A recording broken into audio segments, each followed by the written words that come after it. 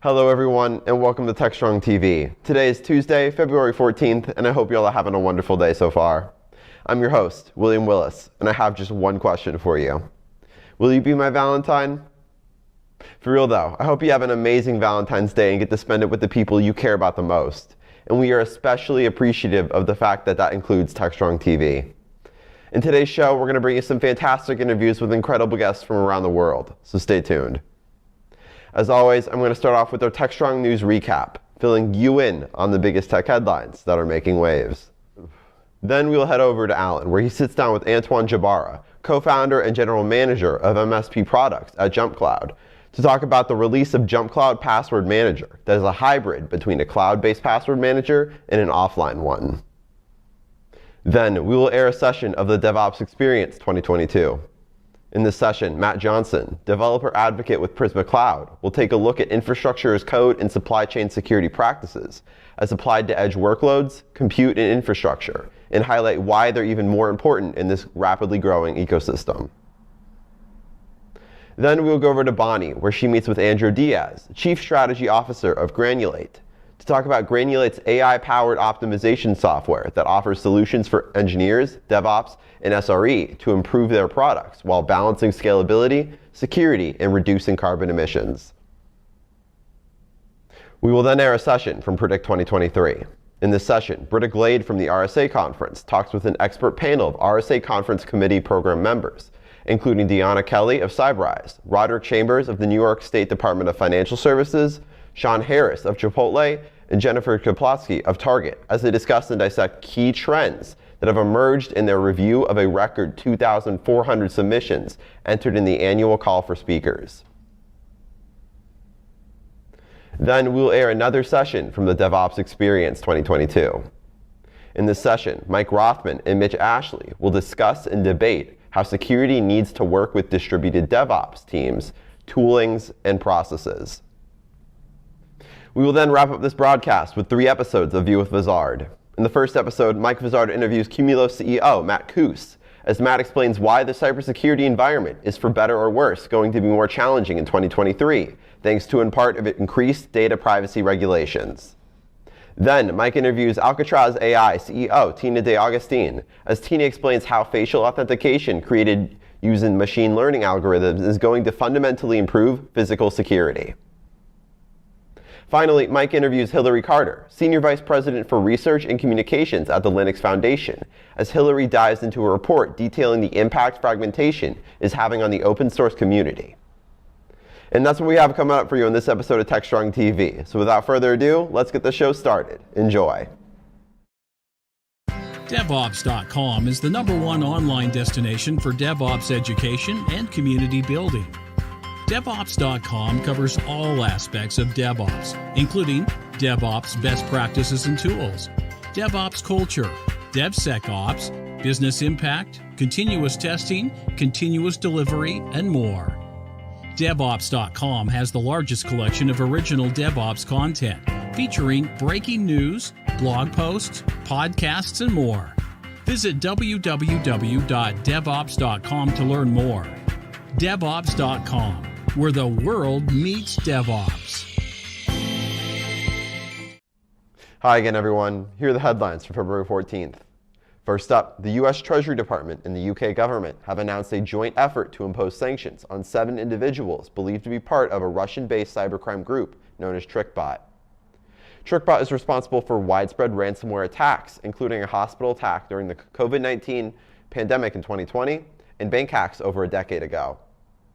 The sanctioned individuals include developers, money launderers, and hackers. The U.S. Treasury Department has described these sanctions as historic and the first of their kind in the UK, as part of wider efforts by both to disrupt Russian cybercrime.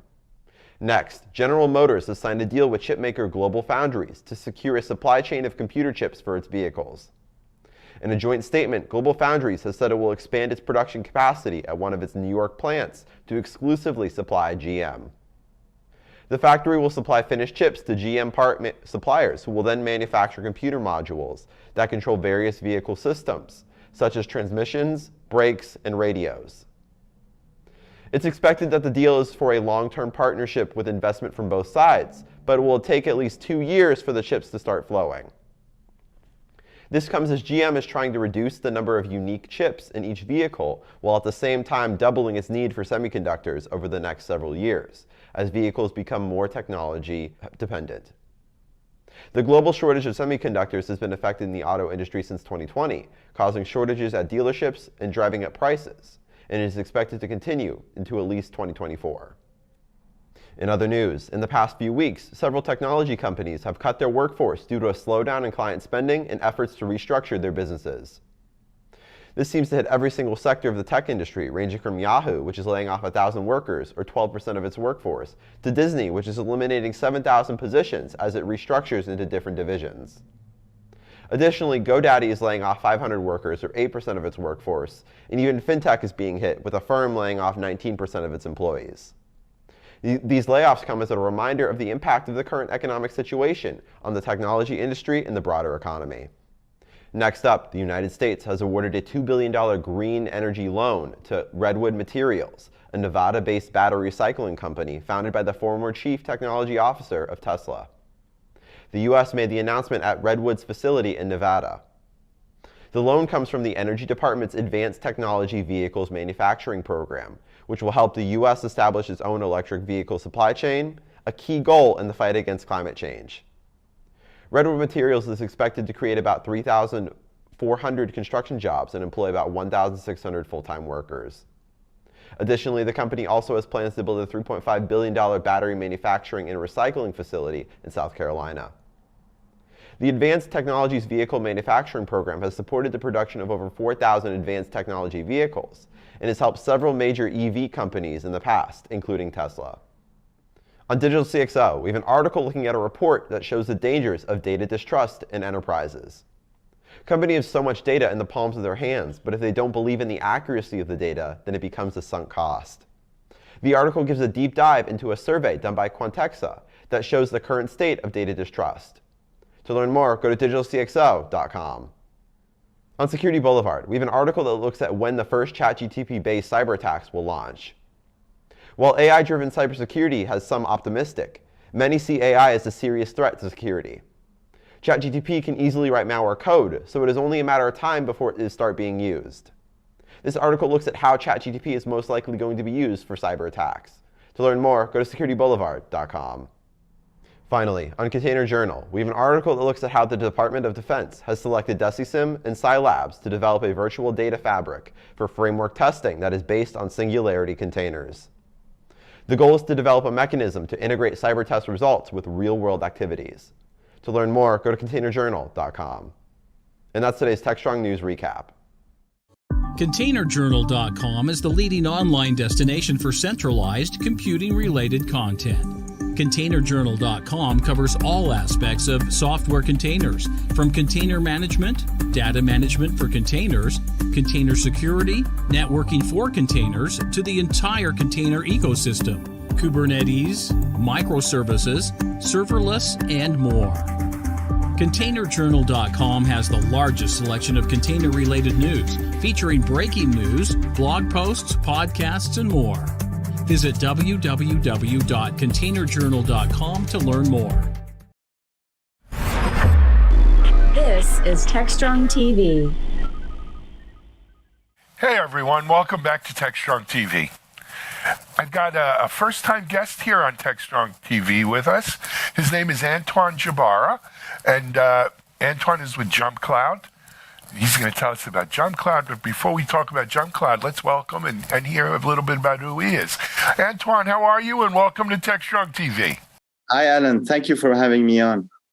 It's a pleasure to have you on here. We always like to have new people, new faces, new ideas coming on the show. Antoine, I mentioned you're at JumpCloud, but before we talk about JumpCloud, let's hear a little bit of your story. So I co-founded a company called MyKey. They used to do password management, specifically decentralized password management. And over the past year, we sold the business to JumpCloud, and I joined JumpCloud as a co-founder and as the GM of our MSP business. Excellent. So you mentioned decentralized. Well, before we get it, hold that thought for 1 second. bigger story, we've had folks from Jump Cloud, usually Greg, Chief Strategy Officer from Jump Cloud on. But for people who aren't familiar with Jump Cloud, why don't you give them just a quick kind of overview of Jump Cloud? So Jump Cloud is an open directory platform. What that means is that we centralized identity, access, and device management capabilities in one unified admin console for admins to be able to manage all of the different facets of these three pillars, regardless of the operating system, underlying operating system of the device, of the authentication mechanism required to any application. We like to think that with Jump Cloud, users authenticate into Jump Cloud, and Jump Cloud takes care of the rest. Excellent.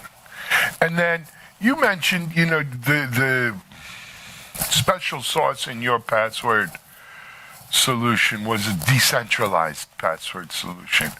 Why don't you, for people in our audience maybe who are not familiar with the term or not sure, why don't you explain what you mean by that? So traditionally, you've had two types of password management solutions. Offline password managers that stored the information locally on one user device, and users unlocked this vault with a master password that they created, managed, and remembered. And on the other side of the spectrum, you had cloud-based password managers that did the same, but stored that vault in the cloud. The disadvantage of offline password managers is that you can't use them on multiple devices easily. They're not really fit for enterprise use cases. So we'll just drop them in the context of this conversation, which is more enterprise focused, because Jump Cloud offers an enterprise password management solution. Now, if you focus on cloud-based password managers, there's a ton of convenience in there. Users are able to access passwords across devices. Enterprise use cases exist, so centralized management, centralized auditing, all of the stuff that you expect. But we still rely on users to create, manage, and remember a master password. And as we all know, users tend to be the weak link in a security strategy, and relying on users to be in charge of the keys is not the best idea. And that leads to issues in general, because if master passwords are weak or reused, they can easily be guessed or brute forced. And also in the edge case where the service provider or the password manager gets compromised and hackers are able to exfiltrate encrypted records, then users that had weak master passwords will see their vaults be decrypted much faster than the vaults of users that had created strong and unique master passwords. So that's the traditional bucket. At Jump Cloud, we've created a hybrid between an offline password manager and a cloud-based password manager. And we call it decentralized because the password manager stores passwords locally on users' devices, but syncs these passwords between different users and devices in an end-to-end encrypted way through Jump Cloud servers. What that allows us to do is get rid of the concept of a master password, because the keys used to encrypt these passwords at rest and the passwords that are being transmitted to other devices are now stored on the devices, specifically in the secure storage units, the keychain, the Windows Credential Manager, or the Android key store. So for a user, they unlock their computer in the morning, use a biometric or a simple PIN to unlock the password manager. And that's it. It's the same level of convenience as a cloud-based password manager. So you have enterprise use cases, centralized management, centralized auditing, a multi-device access for end users, sharing between different users and departments within or teams within different organizations.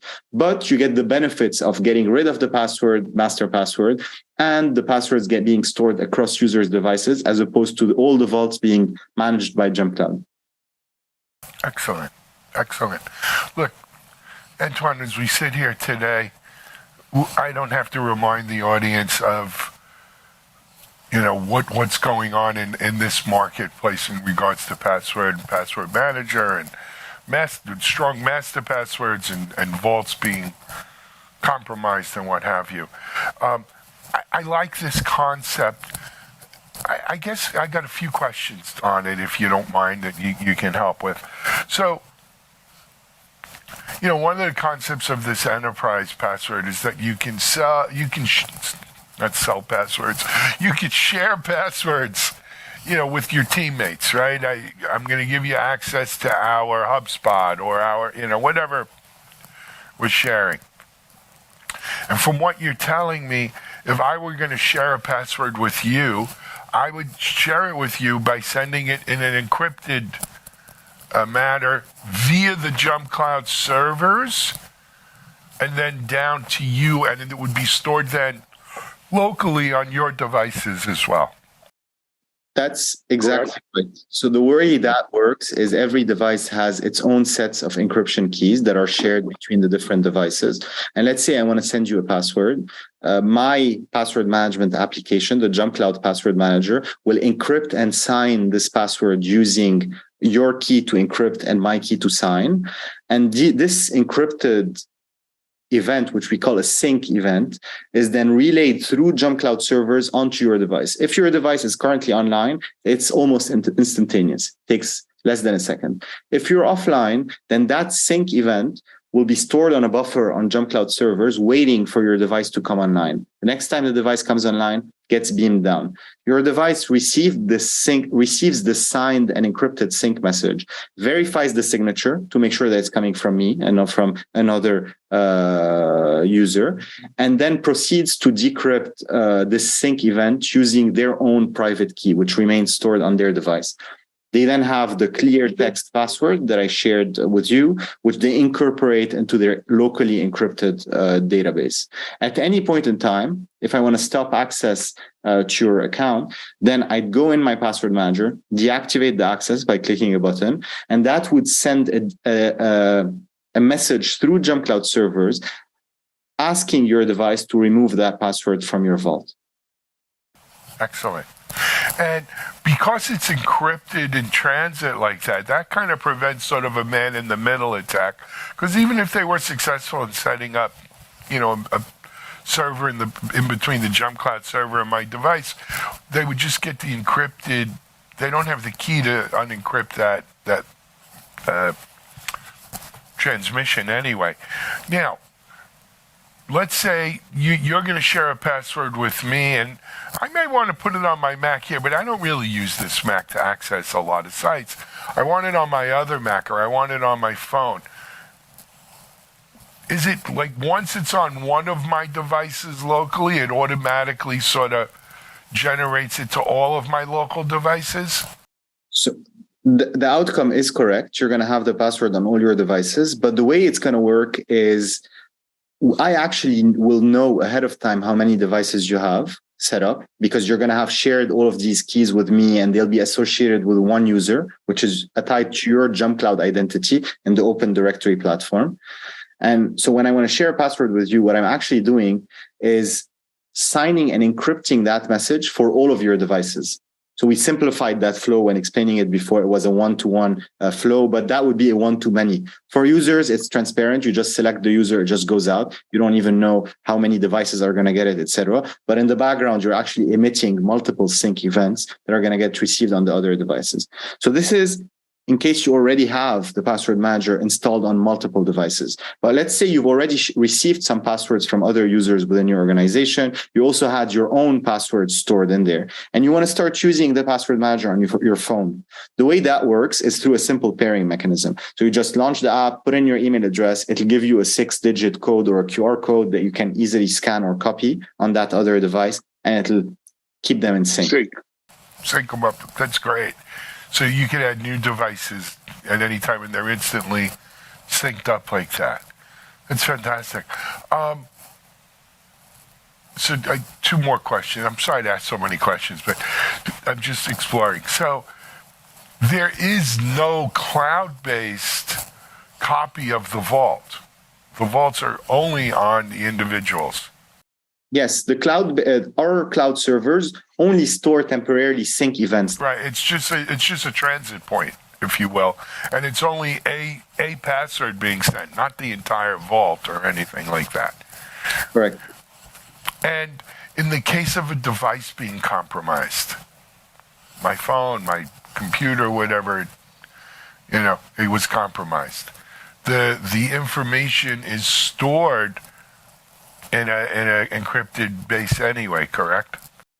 It is stored in an encrypted way, but if a device is compromised to the point where a hacker has admin privileges on the device, all bets are off. It's not just about the password manager. Anything that you have on that device, any session cookies, any other passwords that you might have through another password manager, even cloud-based password manager, cache passwords locally on devices. Like sure. would be considered compromised, because a hacker with this type of access can either instantaneously gain access to the stuff that they need to have access to, or they can put in keyloggers, screen recorders, and then capture information over time until they get the full picture that they're looking for. Got it. Look, when it goes bad like that, it goes bad like that, right? Yeah. So it's now. Last question, I promise.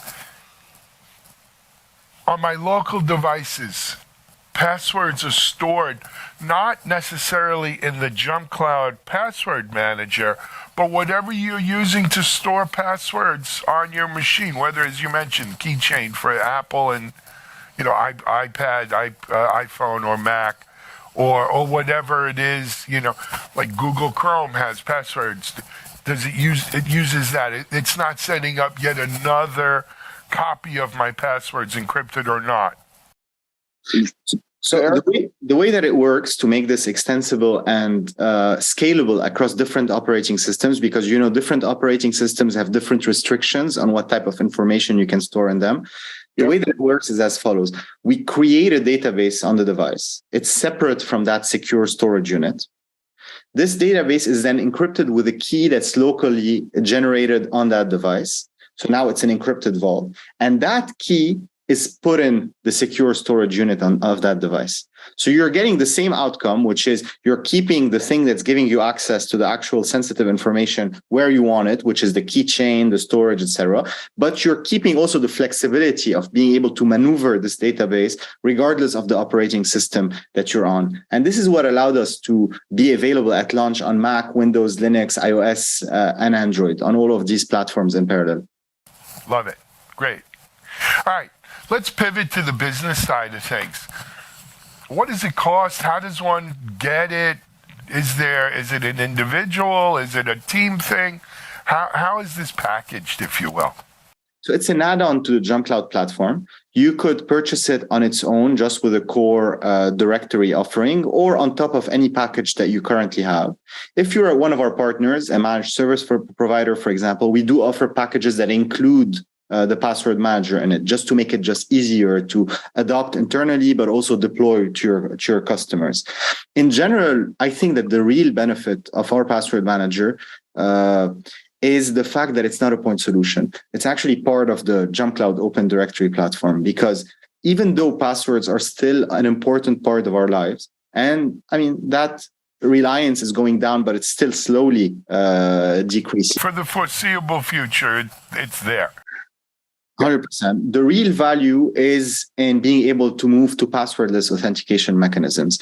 And I genuinely think that today in the market, no one does that better than us, because the JumpCloud Open Directory platform has single sign-on, MFA, password management, also authentication to LDAP, Radius. We support certificate-based authentication. And that's what you really want. Like, passwords are considered a legacy authentication mechanisms that we still heavily rely on. But having a password manager that's part of the JumpCloud Open Directory platform gives you that flexibility to start moving away from these passwords much easier than you would if you had a password manager as a standalone solution, a single sign-on solution as a standalone solution, an MFA solution as a standalone solution. That would be just so much harder. Absolutely. And for people who want to get more information, jumpcloud.com? Jumpcloud.com. All right. Hey, Antoine, we're about out of time, man, but I got to thank you for coming on here. This was I think our audience learned something. I hope they learned something. Check out this JumpCloud solution as part of their bigger suite. Come back, keep us posted on what's going on. It is obviously a hot topic right now. So keep us posted, and best of luck to you. Thank you. Thanks, Alan. Have a great rest of your day. You too. Antoine Jabara, JumpCloud Password Manager here on Techstrong TV. We're going to take a break. We'll be right back.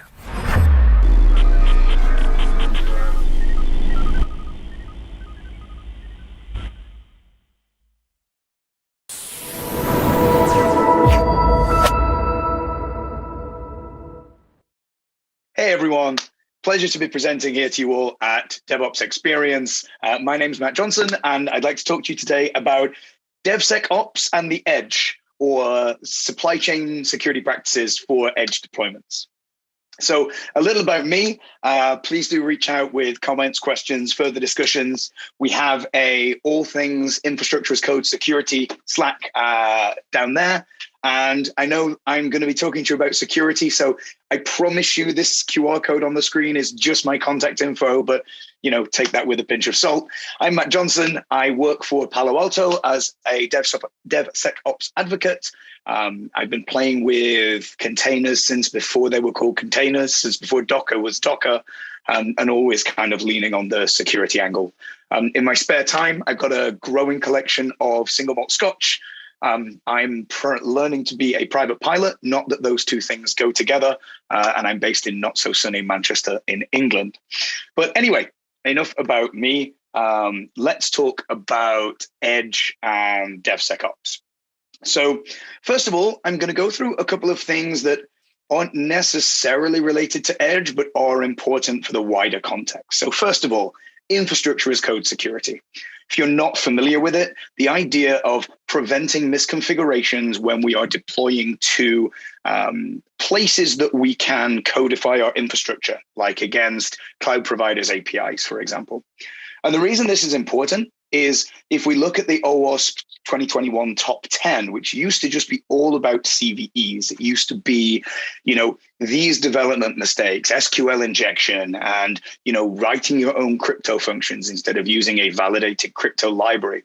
We can actually see that misconfigurations in infrastructure as code are now just as common for, a top 10 list like this as the reason for a successful attack or a successful intrusion as the actual code bases themselves.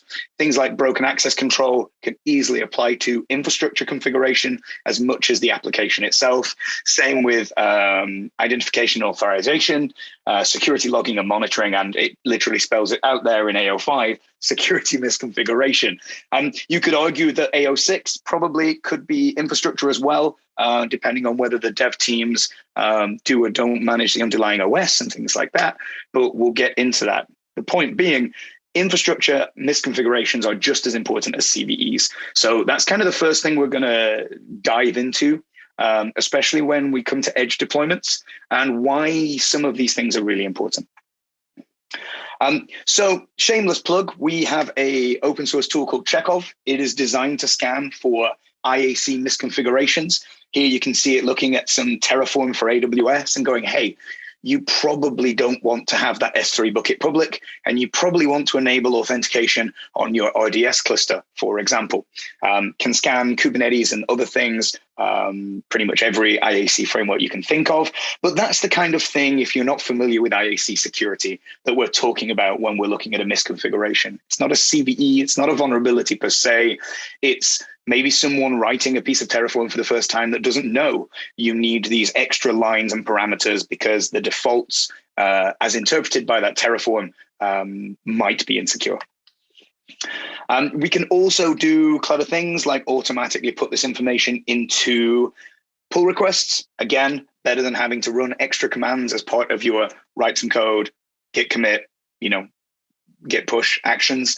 So here we see an annotated Terraform cloud with automatically checking and failing because of misconfigurations, and also the familiar GitHub actions with automatic annotations for a particular resource, again, an S3 bucket with a public read ACL, highlighting that that's probably not a good thing on a bucket. And then we can go even further than this, rather than waiting till the pull request. For those, again, not familiar with the kind of where infrastructure as code security has been going over the last year or so, we can also get to the point where it tells you directly in your IDE when a developer is writing, be it a Kubernetes manifest, Helm chart, piece of Terraform, etc., so that you can find those issues and know that they're going to cause problems further down your CI/CD pipeline before you even save that file or make that check-in. So super useful. Again, keep in mind infrastructure as code security. Hopefully that was enough of a primer as we continue. The second thing I want to talk to you about is supply chain security. And at this point, you're probably thinking, what? Supply chain? What does this have to do with edge security? But, let's set some context, and then hopefully you'll see it all come together quite nicely. You have probably seen something like this slide from thousands or at least tens of, marketing or sales pitches. The idea that, we build up our application deployments, our whole stack isn't just our own code. It's built up of, the dependencies we pull in through pip or NPM or, any of the package managers for reusable pieces of code for whatever language you're using. Go modules, pick your favorite. I'm not biased.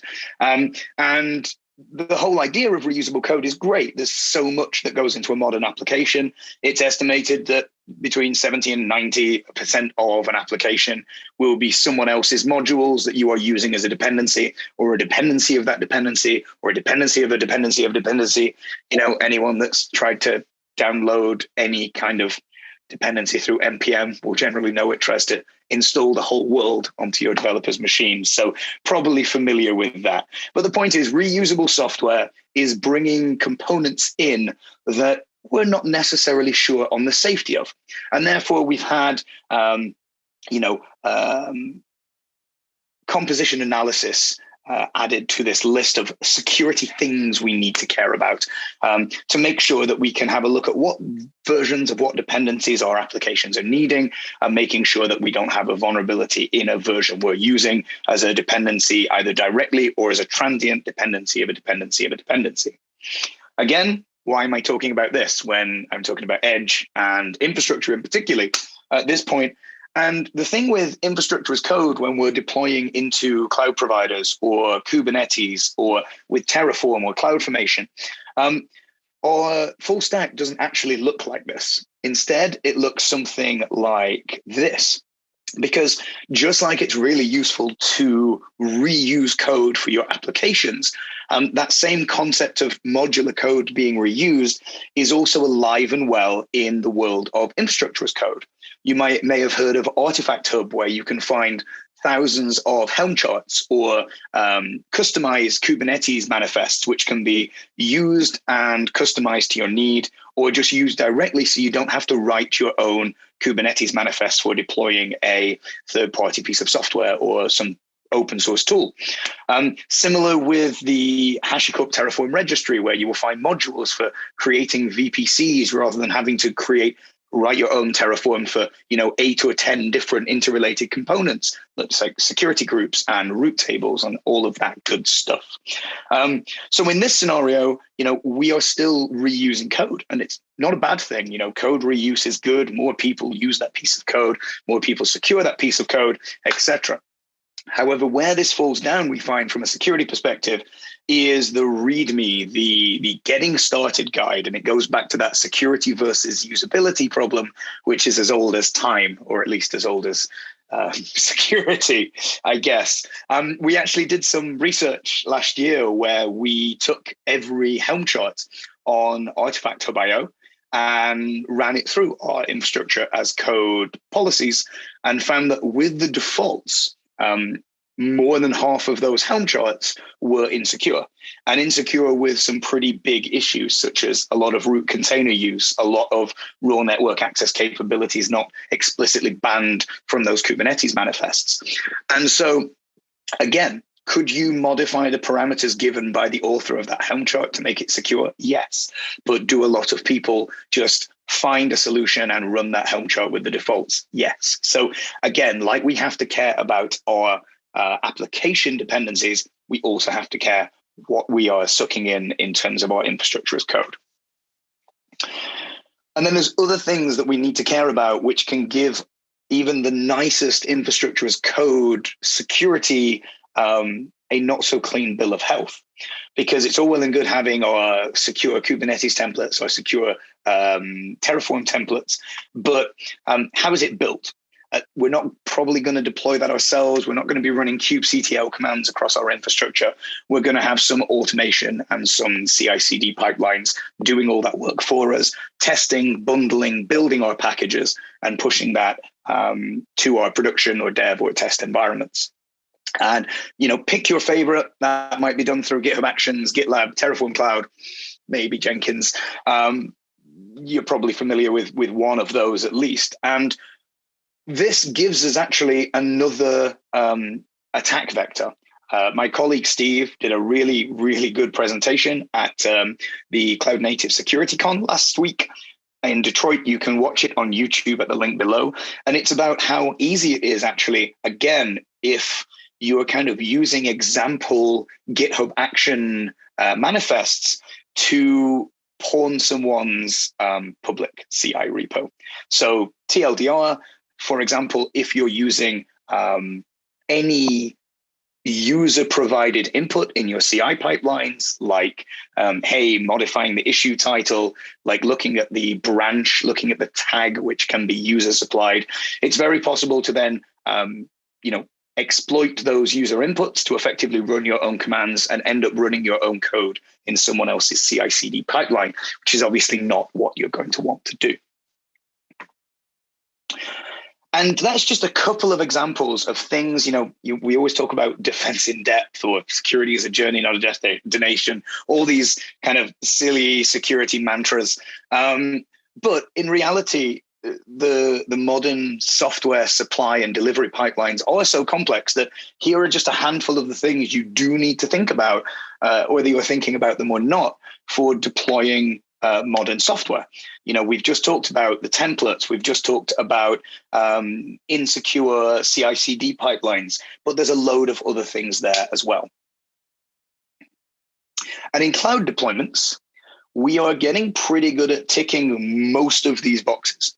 When we have a cloud provider, we know that from a security vendor perspective, when we have a cloud customer that is running in a cloud provider, there are solutions in kind of more towards the runtime area. We have APIs that we can get to validate that there hasn't been any drift, to make sure we're not seeing any manual modifications compared to what was defined in our infrastructure as code templates. We can scan the IAM, AWS user myself, so we can scan the IAM logs and the IAM APIs to make sure we're closing down any overly permissive access in that environment, as well as all the things we can do with tools like Checkov to prevent insecure templates and insecure CI/CD pipelines and things like that. And it's with those standardized APIs and known kind of destinations. We know the Amazon APIs. We know an AMI image is an AMI image. It's a unique, and we can scan it and things like that. That I am going to provide this image to move us onto the edge topic with a massive pinch of caveats. I am going to say, see the stars there? I promise I'm going to caveat the hell out of this. I am going to say that edge runtime, so these two kind of sections here, deploy and run, are a lot more niche than cloud, because the cloud APIs, the cloud products and solutions that you have in each cloud provider, the Terraform and the IAC are well known, well documented, because they have hundreds of thousands, if not millions of users. Edge, generally speaking, again, caveats aside, is more niche. And that means that it is harder to do the bits of security that we like to do in these phases of the pipeline. And again, so many caveats. I would love to do an entire conference on what is edge anyway. I know that people are going to be saying, no, well, my edge is just, for example, ECS Anywhere. It's the Amazon control plane running my containers in my own hardware. It's my edge is GitHub Action, but using my own personal runners. It's, again, cloud managed control plane. I don't have to worry about it. There's lots of different definitions for edge. Anything that basically isn't in a cloud provider and isn't in your traditional enterprise seems to be classed as edge by someone or somewhere. But let me just give a few examples, and one size is not going to fit everyone here. So please take with a pinch of salt and kind of apply the bits that do apply to you rather than the bits that don't. But, an edge device often will be low power. IoT kind of rural base stations, access to maybe temporary or daytime only or fluctuating power delivery, mobile solar applications, embedded systems, either low power in terms of the power delivery in terms of physical power to run them is limited, or low power as in very low compute power because of embedded systems, for example. They might be low bandwidth, super remote locations, really low bandwidth, but long distance radio links, for example, or really expensive uplinks like satellite, which have to maybe be scheduled and can only be used at certain times. So, not permanently online. We also then have, potentially edge deployments which are unmanaged in terms of, there isn't a control plane running and provided by a cloud provider to check that everything is healthy, that our latest operating system has been updated, that, or even just warn us that there are problems that need looking at. It might be very much a roll your own set of off-the-shelf hardware, which has been used for some kind of edge deployment. And again, embedded systems, which aren't as easily upgradable and may lack the compute power to run kind of a full-time management layer on top of them.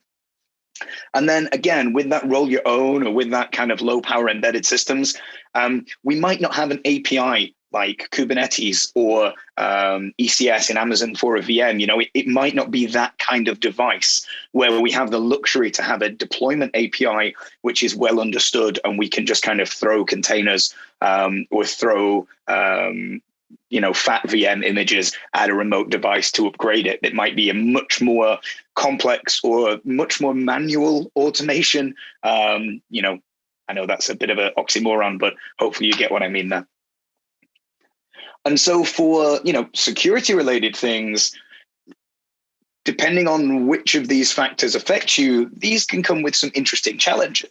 So, I've seen small IoT devices which are, happily internet connected, but don't have enough power to run an SSL or a TLS library. So how do we do secure, even if we wanted to do over-the-air updates and metrics, how do we do that securely?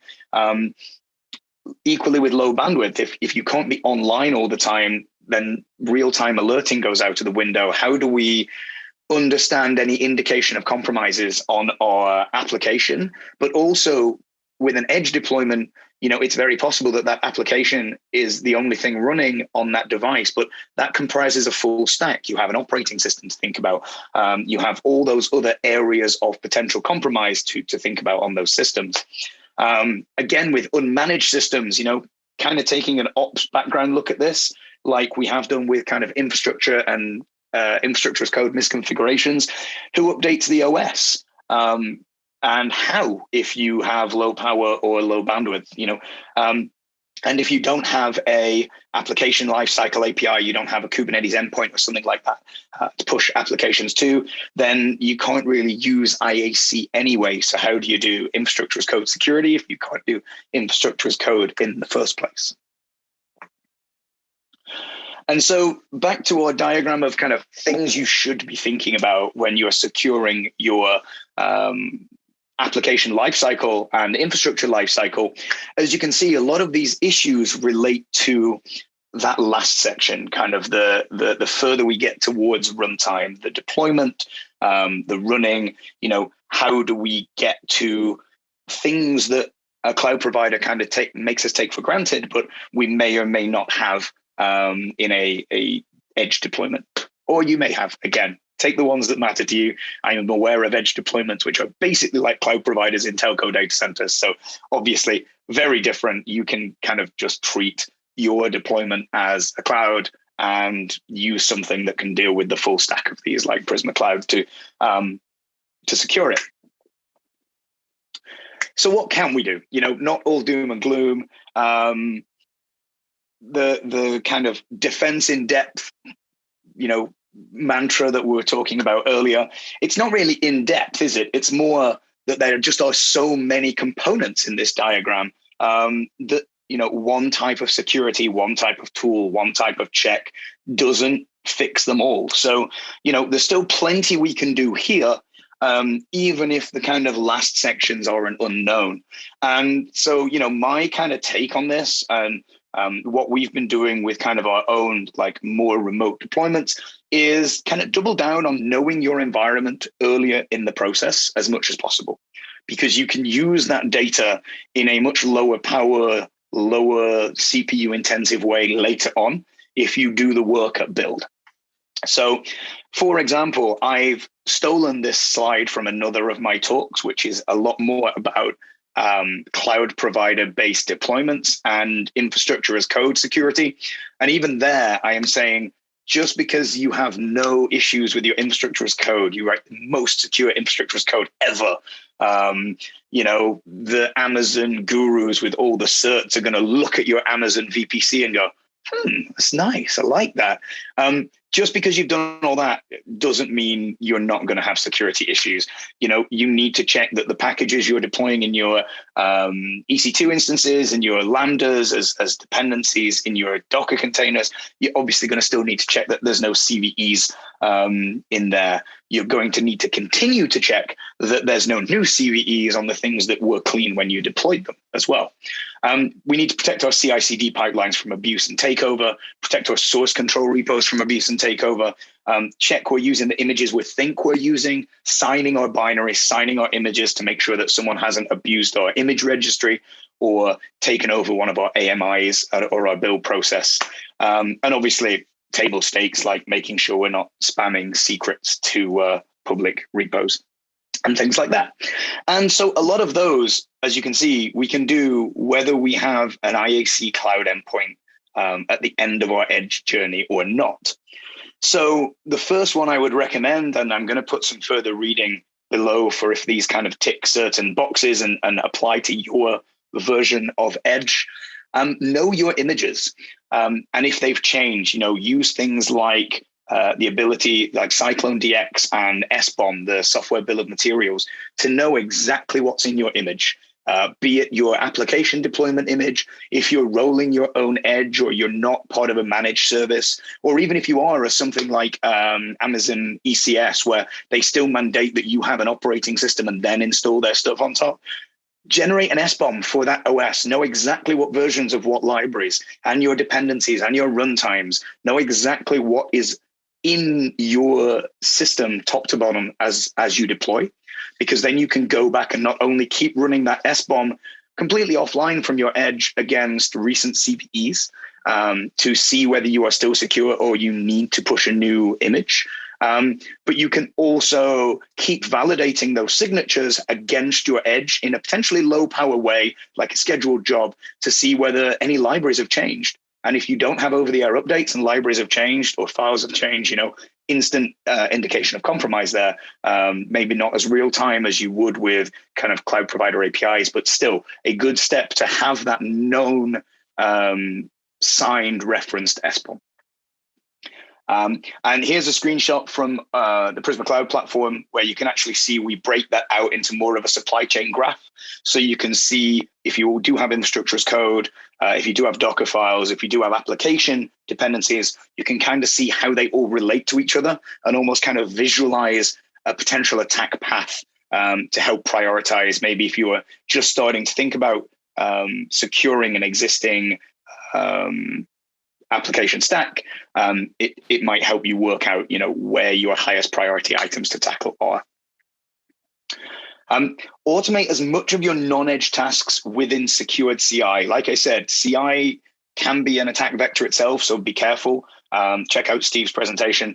But also, like anything that you are pushing to your edge, it will need building, it will need testing, it will probably need an OS. Like, automate the packaging and building of all of that in CI, so you can run,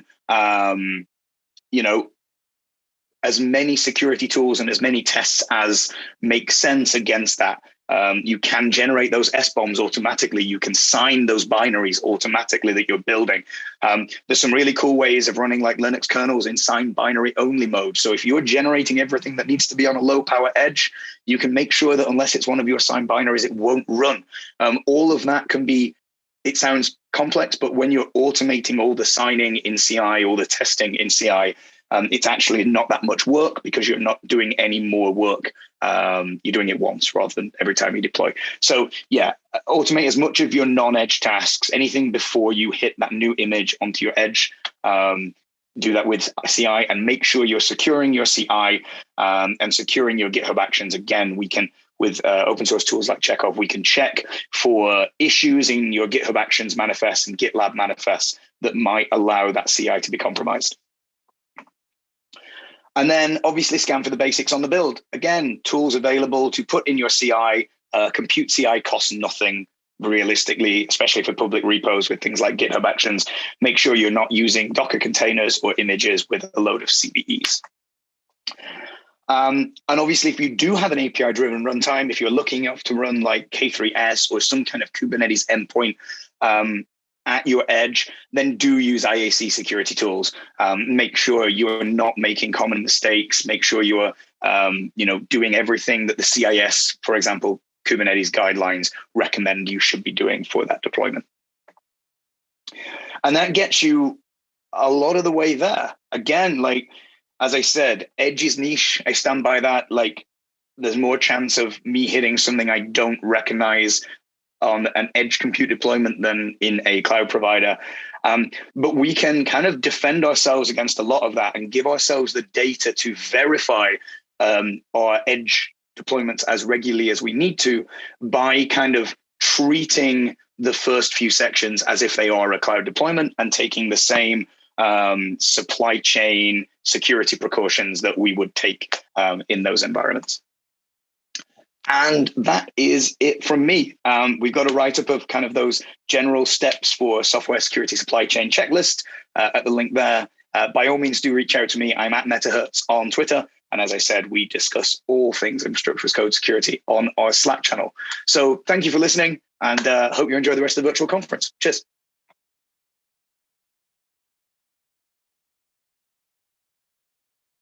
SecurityBoulevard.com is the leading resource for news, analysis, and education on challenges facing the cybersecurity industry. SecurityBoulevard.com covers all aspects of cybersecurity, including data security, DevSecOps, cloud security, application security, network security, security threats, and more.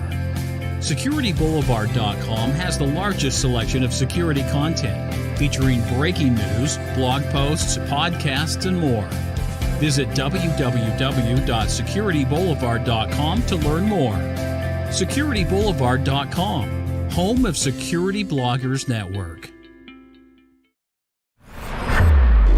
This is Techstrong TV. I'm Bonnie Schneider with Techstrong TV. Companies are using more computing resources for their cloud and hybrid infrastructure in the digital age. They're looking for more ways to reduce their carbon emissions and, of course, reduce energy costs. Optimizing scalability, resource utilization, compliance, performance, and security. All of this has to occur while reducing carbon emissions and cutting energy costs, which naturally poses challenges. Well, joining me now on Techstrong TV is Andrew Diaz, Chief Strategy Officer at Granulate. His company offers sustainable solutions for engineers, DevOps, and SRE as they focus on product improvement. Andrew, thanks so much for joining me on Techstrong TV. Thank you, Bonnie. Glad to be here. Well, I'd love to hear more about your background, beginning with your previous work at Intel and how you helped them move into the cloud and enterprise space. And then let's move into your new role. Well, I guess it's not that new, but your role in Granulate. And just also familiarize us with what Granulate is and how it works. Yeah, absolutely. So I've actually been with Intel, and I'm still with Intel as Granulate is an acquisition of Intel. But I've been with Intel for 15 years. I've had a lot of different functional roles from finance, supply chain, product management, sales strategy. And my last role with sort of Intel proper was driving the acquisition of Granulate, which is a Israeli-based startup with 150 people that specializes in a product that optimizes applications for its customers. So in terms of my work with Intel, the rise of the cloud service providers and this new infrastructure option has created challenges.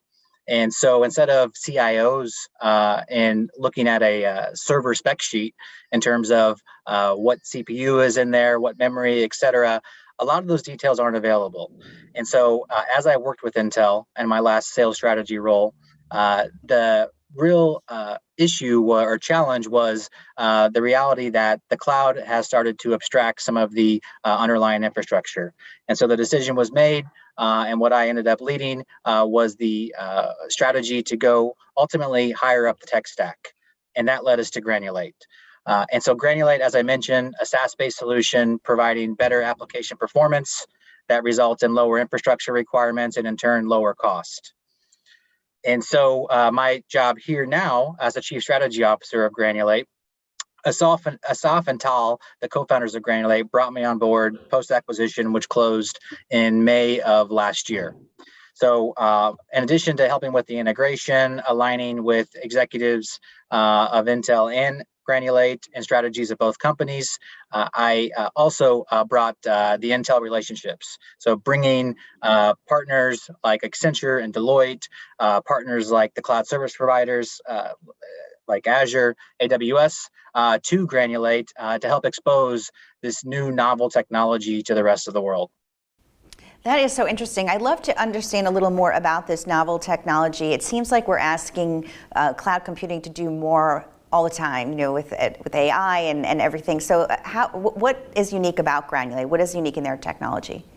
Yeah, so Granulate actually is one of the only application performance optimization technologies, meaning that there's a lot of optimization companies out there today that focuses on the underlying infrastructure. Granulate, on the other hand, actually analyzes applications and understands their patterns, their flow, their use of infrastructure, and then optimizes the specific applications without any code changes from the developers or the customer. And so this unique capability we see at Intel as a very unique differentiated opportunity for us to present to our customers in terms of providing them the best-in-class hardware with a best-in-class application opportunity in order to maximize their overall return on investment in terms of their IT spend. Well, let's go into the carbon footprint, reducing that. I know sometimes that's difficult to measure in terms of how much are we putting out there that is affecting it. What have you done at Intel and now with Granulate to have a better understanding about carbon footprint and energy efficiency and through these processes? Yeah, I think you nailed it, right? The difficulty is measuring the full carbon footprint of a given application or a given workload. But just to be clear, AWS, Azure, GCP, they do have carbon footprint tools today that they provide to their customers, but they're all slightly different in terms of how it's calculated. So really, and the root of the measurement question is around how do these players in the industry make these tools as accurate as possible, which will ultimately take partnerships between the likes of Intel, the likes of SaaS providers like Granulate, and the cloud solution providers. So, for example, in the public cloud, it's not possible really to associate a specific energy consumption to a specific virtual machine. So, in our experience, working with customers, they're really demanding this level of granularity down to the individual CPU core and being able to compare between different cloud providers. In addition to not only running the applications and the cloud environments, there's also multiple layers to consider. I think a lot of us think of sustainability or carbon footprint as associated with the underlying electricity required to run a given infrastructure. However, there's also the cost to produce the infrastructure, and that's where the partnership with Intel and the large cloud service providers really comes full circle in terms of aligning to industry standards and also aligning to overall goals in terms of what the industry is trying to get to from a sustainability perspective. That is interesting. You're right. We do tend to think about, well, how much power are we using and how much energy, is going into it. Can we break down that a little bit further into the whole process when we're looking at carbon footprint? Because I think that's a different perspective to understand. It's not just one thing, it's the big picture. Yeah, absolutely. And, I think we're still early in this journey. So I think there's a lot of work still to be done. But for example, companies running their business applications in the cloud, the predominant focus, as I mentioned, is what they call Scope 3 emission, which is, really the ability or capability and energy required to run the underlying infrastructure. And so, some companies have actually begun to measure this and set goals accordingly. As an example, public companies, Spotify is one. If you look at their 2021 impact report, their scope 3 emissions were 99% of their total emissions. And so what Granulate has been able to do, the Granulate solution is actually an easy option that optimizes the application without changing the code, and will consequently reduce that scope 3 carbon footprint through reduced infrastructure needs. And so what we've been able to do with the available information in the industry, we've been able to create in our dashboard, our UI, which is called G Center. We then calculate the associated carbon footprint reduction in addition to the overall cost savings, which has been primarily the value add for our customers to date. Well explained. I'm glad that we dove into that. That's a really good, nice overview of how that all works. So let's talk about the cloud technology and the industry. You said you were with Intel 15 years, so you've seen this evolution. Can you talk about where it was when you started and where it is now, and where you see the whole cloud technology going forward? Yeah, so there's been quite a lot of innovation over the last few years. As I said, the large hyperscalers have provided dashboards to help inform the carbon footprint calculation for customers. But at this point, it's still at a pretty high level. As an industry, I think as we move forward, the devil will really be in the details. And so just to give an example of what I'm referring to, there are some studies available about the carbon footprint of runtime languages, meaning one line of Python code is more carbon intensive than Java. Now, I can't speak to the accuracy of the studies, but it gives you a perspective on sort of the art of the possible. So unless those sorts of studies are supported by data, and hopefully eventually they will be, I think what you can start to see is that this sort of information can start to shape how applications are developed, or how customers approach their overall IT infrastructure. And so I think as we continue to move forward, more and more data will be collected, which will ultimately inform best practices for companies worldwide. That's interesting. I think that will be the topic of another Techstrong TV segment. Which line of data code uses more energy? I didn't know that. That's a very interesting point. I'll look for that study. Let's talk about organizations that are looking to adapt sustainable practices in the IT industry. What is some general advice that you would have for them, especially when they're looking towards their cloud infrastructure? Yeah, so I think in general, I approach this pretty simply, and I think you can see, Intel was recognized by Barron's as being the #1 sustainability company in 2022. How did they do that? It really was about embedding it in the company culture. So creating the right incentives and helping their employees understand the measurement of how they can evaluate their overall carbon footprint in the applications and the things that they do day in and day out. And so by doing that, in addition, with the incentives at an individual level, it's possible for companies to really create that overall momentum in terms of the same that it would be for a revenue goal, obviously for companies, which I'm sure all of them have. It's very necessary to create additional goals for sustainability in order to provide them with sort of that guiding light. So that would be kind of step one. And then step two is that baseline. What's the carbon footprint calculation today? And is it actionable data? There may be measurements, but they may be measurements that can't be evaluated given different actions taken by individuals as they're evaluating them. And so that's really step two in terms of forming a plan in order to be more carbon efficient. And then selfishly speaking, utilizing a solution like Granulate is a great first step in the sustainability journey. Again, our main value proposition to customers has been, hey, let's lower your cost. Well, what's great about lowering cost in the aspect that Granulate is able to provide is it also lowers the overall carbon footprint. And so, we're still in the first inning of a 9-inning baseball game here in terms of not only the transparency and data and what customers can have access to in terms of their overall footprint. But I think there's some solutions like Granulate today that are very actionable and that many customers can take advantage of, at least to get started. Andrew Diaz, Chief Strategy Officer of Granulate. Thank you so much for joining us. This was a very informative conversation, and we on Techstrong TV enjoyed it. Thank you so much for your time. All right. Thank you, Bonnie. All right. Stay with us. We're going to have a lot more after this.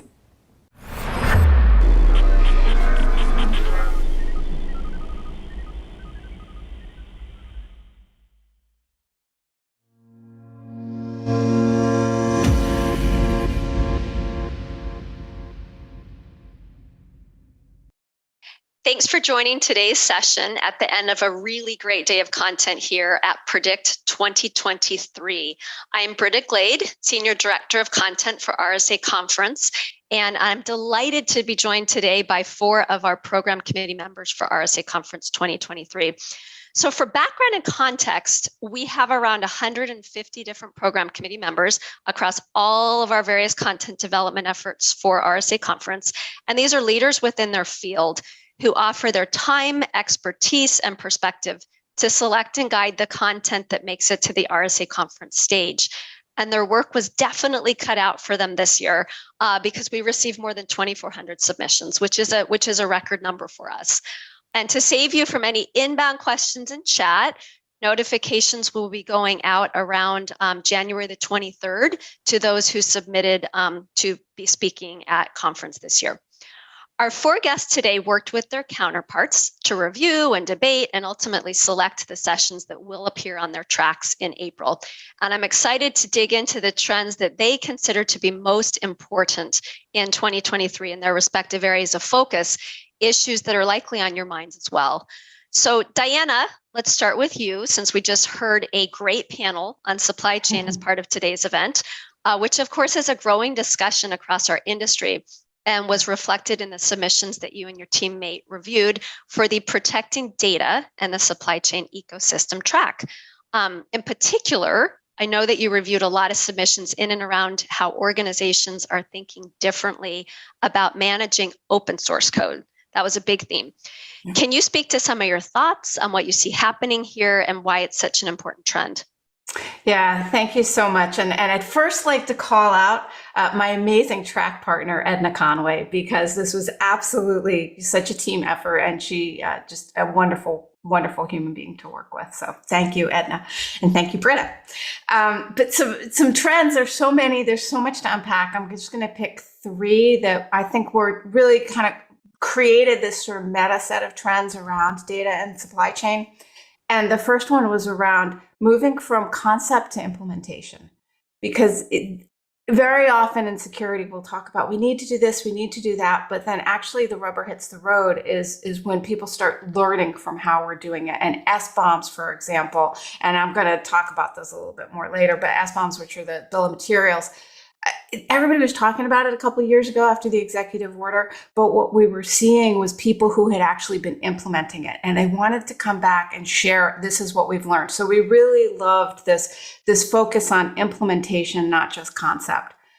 Concepts still matter, things that are coming down the pike still matter. And in that space, we saw a lot of really great content around the regulatory impacts and how things are changing and what that's going to bring to supply chain and data security. Some real standouts here were the Chips and Science Act of 2022, which is talking about how we build semiconductors, how we buy them, and trying to lift the U.S. supply chain dependence on other countries for it. So how's that going to impact? Because semiconductors are in all the technology that we use. Another big one, Schrems 2, which is a ruling from the Court of Justice of the EU that invalidates the EU-US privacy rule or safe harbor. So what is that going to mean to organizations? It's going to be really impactful. So looking at those pieces. And then interestingly that we've gone, and I'm actually here for it, I'm kind of happy. There's been a little bit of like a back to the future around a couple of areas, and 2 that stand out: data lake security and data lifecycle management. As we move to the cloud, as we start training AI and ML on massive amounts of data, data lake security has come back up, but in a very real, very immediate way.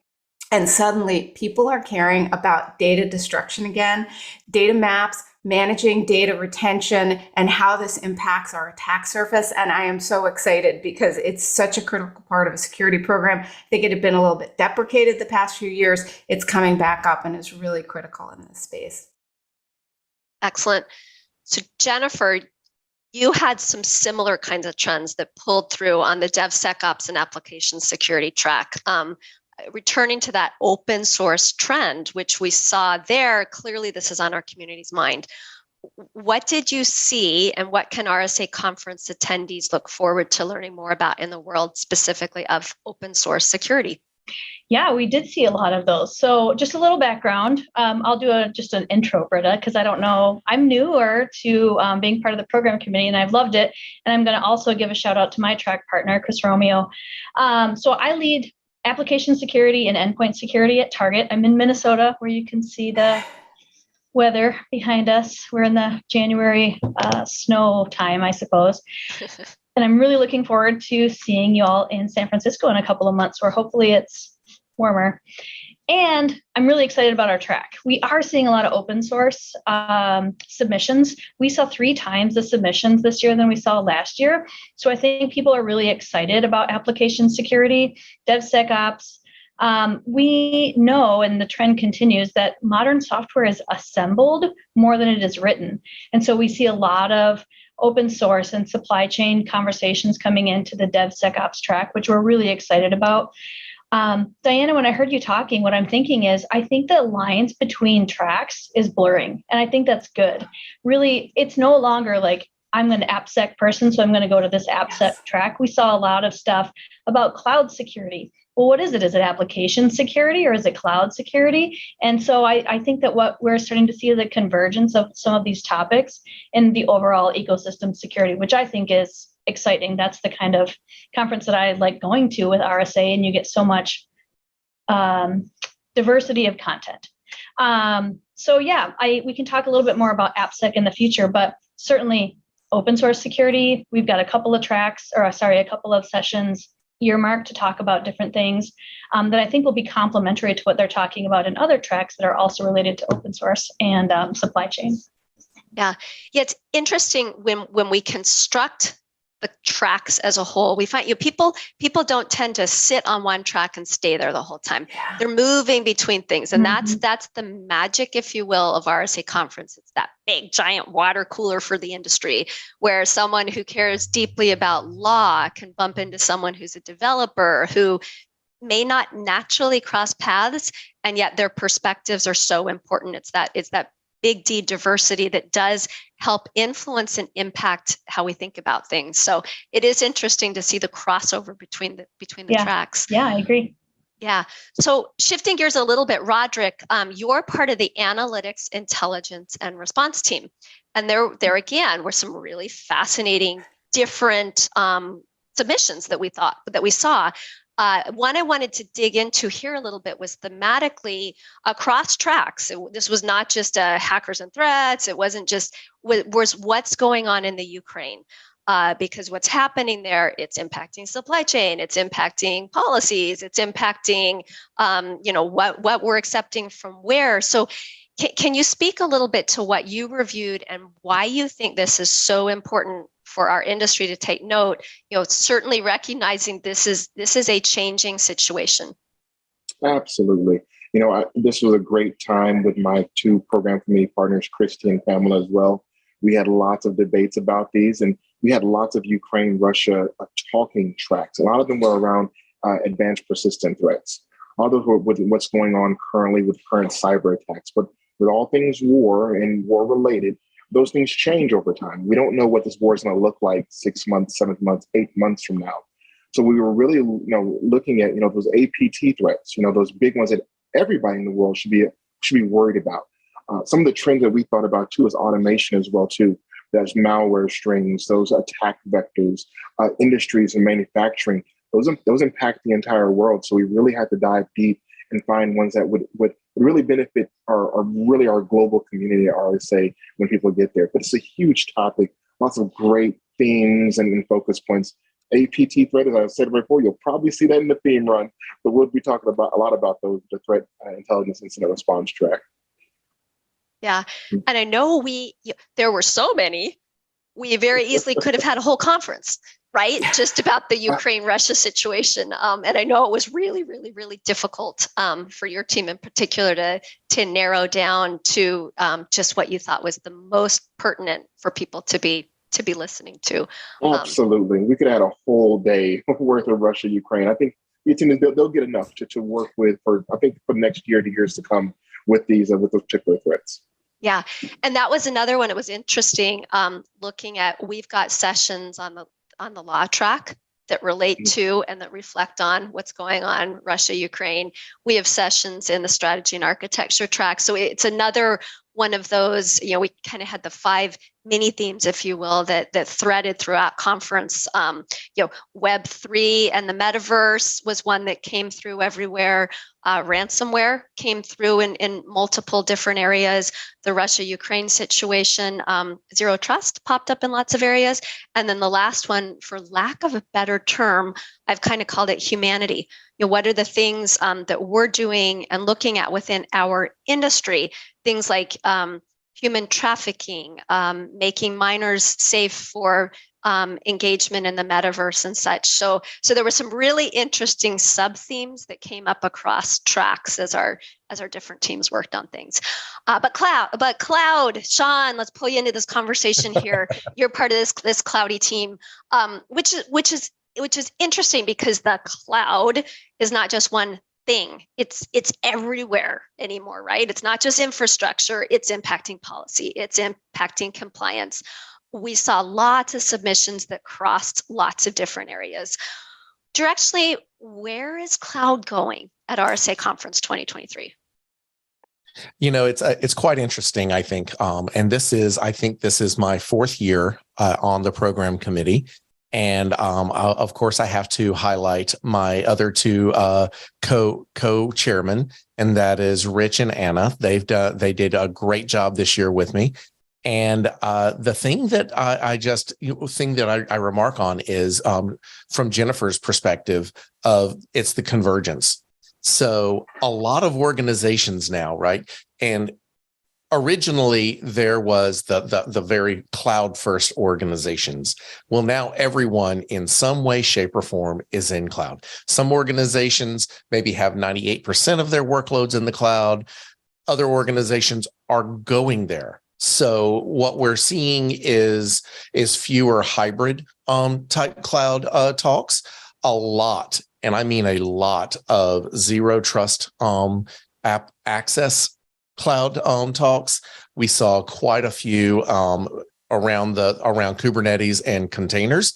So using kind of that code modularity for infrastructure and being able to have a modular infrastructure across your footprint so that multiple teams can work on the applications. It's obviously a really great thing that's happening right now, and that's one of the trends in cloud. But the other thing that I noticed this year, and Roderick, you're going to be super happy about this, I think, is that now we're really starting to see a lot more traditional security approaches applied to cloud native. So we're seeing a forensics in cloud submissions. We're seeing how do we exactly handle a breach, because it is different. It's a different beast when you don't own all the infrastructure and you can't just take all of the outside snapshots, and you maybe don't fully own the network that you're writing on. And so some of that traditional security thought is now going cloud native, if you will. So we're not taking the same things that we did from an on-premise perspective, and we're now turning them into a more cloud native security posture, which is an interesting thing for me. It is indeed. And I know you and I have discussed, and this was pre you joining the program committee, but we almost several years ago blew up the cloud track because it was like, this is kind of everywhere. It's ubiquitous. Do we really need something? And the cycles that this has gone through, because yes, the cloud is everywhere. And yet there's some very cloud specific conversations that are helpful to have. And the maturity of what's coming through in this track, just in the last 5 years, the change of what's there is pretty exciting to see. It is. It's a wonderful thing. So yes, so cloud is kind of a part and parcel to all of our tracks, but there are enough distinctions of the CSP and CSC, so cloud service provider and cloud service customer interactions that that go across that definitely necessitate having that deep dive into those relationships, going over some of the new frameworks, things like Caveat, that is a new effort that the CSA and MITRE are working together on for having kind of a MITRE defend or a MITRE attack matrix applied to the cloud. So all of things like that definitely still need a home. Yeah. So to the all things cloud, Diana, let's pull you into this conversation, because again, all these fuzzy lines between all of you, which is why I love working with all of you at small scale and a large scale with our program committee. As your team looked at submissions, there was that bubble up. Supply chain is not just widgets. The cloud plays a big role here. Take us into this. Yeah, I love that you're pointing out the widgets, because that's where I think a lot of people get sort of caught up. They hear supply chain, and still it's changing. It's moved in the past few years, but certainly even 3-5 years ago, you'd say supply chain, and people would say, but we don't make widgets, so we don't have a supply chain. You have a supply chain, everything you buy, all the hardware, the software, but now you're in this very complex multiverse supply chain that is the cloud. And some examples of how that comes into play with data security and supply chain security, thinking about what we're able to aggregate on the internet now in the cloud, the amount of content that we can bring together, and then how we can use it. If anybody has dipped their toe into Chat GPT, and I think, Britt, you said something like, don't go there unless you want to get into the rabbit hole for hours or something. And that was such a very spot on. But if you haven't used Chat GPT, it is an AI that you can ask in natural language for answers, and even ask it to do things like write code snippets for you. And it appears to be hyper intelligent. What it is it's taking all the data on the internet and being able to bring it back to you in a way, slice it and dice it in a way that feels very natural language. It feels almost like you're interacting with an intelligent being. Now, that's all public data, but AI and ML has to be trained on data. And that means that a lot of the data it gets trained on, it's private or it's been anonymized. But as we know, when we look at data lakes and how different pieces of data can be reassembled even after they've been separated, there's a lot of risk here for data leakage. And data coming out, there are failure modes of things like, model inversion, for example, and membership inference, that you can get the data out of those lakes, out of that model, out of that AI model, or ML model. So that's a really big one for organizations to think about. We're bringing all this data together, but are we protecting it properly? And if we share our data out, if we're using models out of a zoo, is that going to be safe for us? So that's a big one. Was really happy to see there's focus on that in the track, because it's an important thing to look at. Another area, the low code and the no code tools. I love them. And they are incredible. They have changed not just how non-devs can actually start to create workflows and meaningful applications for their own companies or for their teams, but also how development teams are now using it. I think about writing integration for a security product, back in the day, and it could take you days, depending on what you're doing. Now with some of these tools, and APIs, you can just bring them in minutes, but that has to be done securely. And what are you bringing in? Have you understood the real risk model of it? So that's another one the cloud gives, but it also adds some security places that we need to look at. And the other one is, Jennifer, I loved saying assembled, because that was just so perfect. We assemble our applications now. So how do we assemble them? With other people's code. So, and why not? Why reinvent the wheel? But when you're using other people's code, is it trustworthy? How can you do it in a safe manner? And how are you going to be able to track that going forward? So a lot of that, cloud has really opened up so many opportunities, but we have to use them in a really organized way, which we were so happy to see so much focus on this in the submissions. What the great Spider-Man quote, with great power comes great responsibility, Yes. right? So I don't know if it's Spider-Man or if it's one of the founding fathers or who said it first, but Spider-Man claims responsibility, right? So Roderick, you also dipped your toe, if you will, into the cloud. I know there were some really interesting submissions specific to cloud security, threat intelligence, and some new behaviors that we're seeing amongst threat actors. Tell us a little bit about what you were seeing here and why does it matter? Yes. So for our cloud, from a threat intelligence and incident response point of view for cloud, it was really, really interesting. So from threat intelligence, cloud is the next big hack for threat actors. That's where all of our data is going. It's separated by regions. There's multiple different cloud providers that are out there. How are threat actors targeting the cloud environment, looking for vulnerabilities, looking for shadow IT, the words we hear, attack surface intelligence. You'll keep hearing about these buzzwords, but it really is looking at the assets that are in the cloud environment. And can, organizations and companies, both public and private sector, can they find them all? Can they understand when to deprecate some assets, when to secure other assets, when assets are vulnerable? It's becoming like that big web of where everybody's storing their data. Now, from the incident response point of view, we look at threat actors being very savvy. I always say threat actors, their day job is to be creative. So we're looking at things such as like how do threat actors erase or wipe away artifacts from the cloud as they go through their attack path and their surface. How do we prevent that? How do we go with that forensic analysis for those incident response protocols? Even bigger is incident response procedures in general to a 100% cloud environment. As many of the participants will understand, when you're on-prem equipment, you can do some work with that. You can save servers, you can image hard drives, but when you're in the cloud, it sounds, and I think a lot of people understand that now, your data is in the cloud, and we don't know where that cloud is going to float. so we have to really find where that data is at and do some incident response analysis.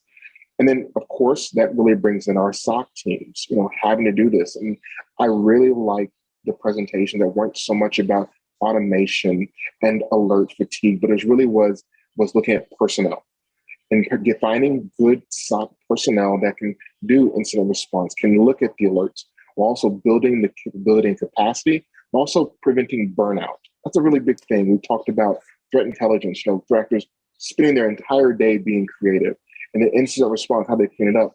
Well, your SOC team is a small member of teams are humans as well too. We're trying to prevent burnout because that knowledge, we don't want it to become tribal knowledge, we want it to become institutional knowledge.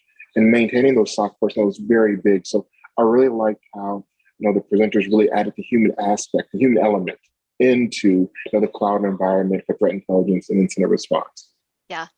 So these fuzzy lines, as you're listening to this out there, you probably do see and understand there's not a lot of submissions that we receive that are reviewed in one place.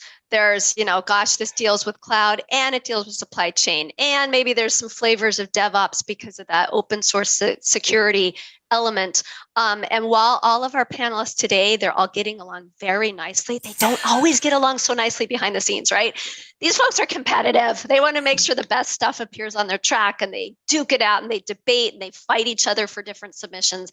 And that is the goodness that is RSA Conference, because they make sure, these folks, as representative of 150 others, make sure the best possible content makes it to the stage. So it's awesome. It's awesome that things are reviewed, re-reviewed, twisted, looked at. How can we make sure our community benefits the most? And to this point of really fuzzy lines between the different review teams, Jennifer, just like the Ukraine-Russia war spilled into almost every group, so did the supply chain conversation that we had, right? So in the DevOps world, why does this matter? What's new and different with what's happening in supply chain? Well, we saw a lot of breadth in the kinds of submissions that came in through the DevSecOps track. It was, I'm trying to remember if we saw anyone mention the OWASP top 10, which kind of used to be when you think about application security, it was like different varieties of OWASP top 10 presentations. Really not much of that. And Roderick, I like hearing what you said. We saw quite a few people submissions. So we have to influence people. How do we do that? And so I was really excited to see some talks that came through about the people element. We saw some things that are about pipeline security, which are great. That's an element. But I think what we saw in the breadth of submissions was just the breadth of how do we secure applications. And I think that's why we have so much complementary nature to all of these different tracks, because you can't secure an application if the way that you've deployed it is insecure. And so you use the intelligence, and certainly the data factors in. And I think, Diana, you were talking a little bit about what's old is new and hygiene, and there's not going to be some magical solution. Like, you kind of just have to get in there and do some asset management and partner closely with your SRE teams. And so that's what we've seen. Britta, your question was, why does supply chain matter? Because that's still an important element. We've been talking about assembling software. And so how do you know that these different components that you're bringing into your core application, that you're going to use to access maybe your most sensitive data, and you have to make sure that you have regulatory control and all sorts of things. It all kind of comes together to create secure applications. And so that's, I think, the kinds of submissions that we saw, the things that we were really excited. We were really excited to see the volume, because that shows that other organizations are as excited as we are. Lots of practitioner submissions, which are hands down my favorite. I learned the most from the practitioner submissions, where people have said, I'm in the trenches. This was a real struggle for us, and here's how we've solved it, because I love learning from other companies. And so, again, what we're seeing, I think, is a lot more variability in the kinds of submissions. And I think it's going to create a really rich track of things that people can learn, and conference, not just. Britta's right. Yeah, I feel competitive, that we want to build a really good track. And so when I say we're going to create a really rich track, I do expect, and I know my peers are doing that in the other tracks as well. Exactly. So actually, I made it to that transparency and knowing what's inside. Let's explore the bomb. Diana, there were so many bombs, so many letters of the alphabet put in front of bomb. I'd never seen so many. I didn't know there were some of these bombs. What's going on? No, there were definitely a lot of bombs, and that SBOM, the software, so BOM is bill of materials, in case anybody hasn't heard it. And there was an executive order on improving the nation's cybersecurity, which said we need to have SBOMs, which is a list of the dependencies in your software. So if you think about the mad scramble that so many organizations had to go through when Log4j was reported, a lot of companies were like, we don't use Log4j, we're not impacted. Oh, lo and behold, a lot of the vendors that they had in there used Log4j. So there was this big scramble. So that's what the SBOMs to the supply chain conversation that everyone is impacted by. Yes, I know. I mean, this is exactly where, AppSec and supply chain are just completely intersected in this point. But yeah, S isn't the only bomb out there. There are, data bombs now are being talked about. So D bombs, H bombs, really important. That's your hardware bill of materials, because if you're buying a laptop from a vendor, that vendor didn't create all of the hardware in there, right? They sourced a lot of the hardware, and then they, as Jennifer said, they assembled your component. So do you know the provenance? Do you know their bill of materials for the hardware that came in? Data bombs around where this data come from, as we're starting to use more and more. I need a whole bunch of data about this or that to train my AI, for example.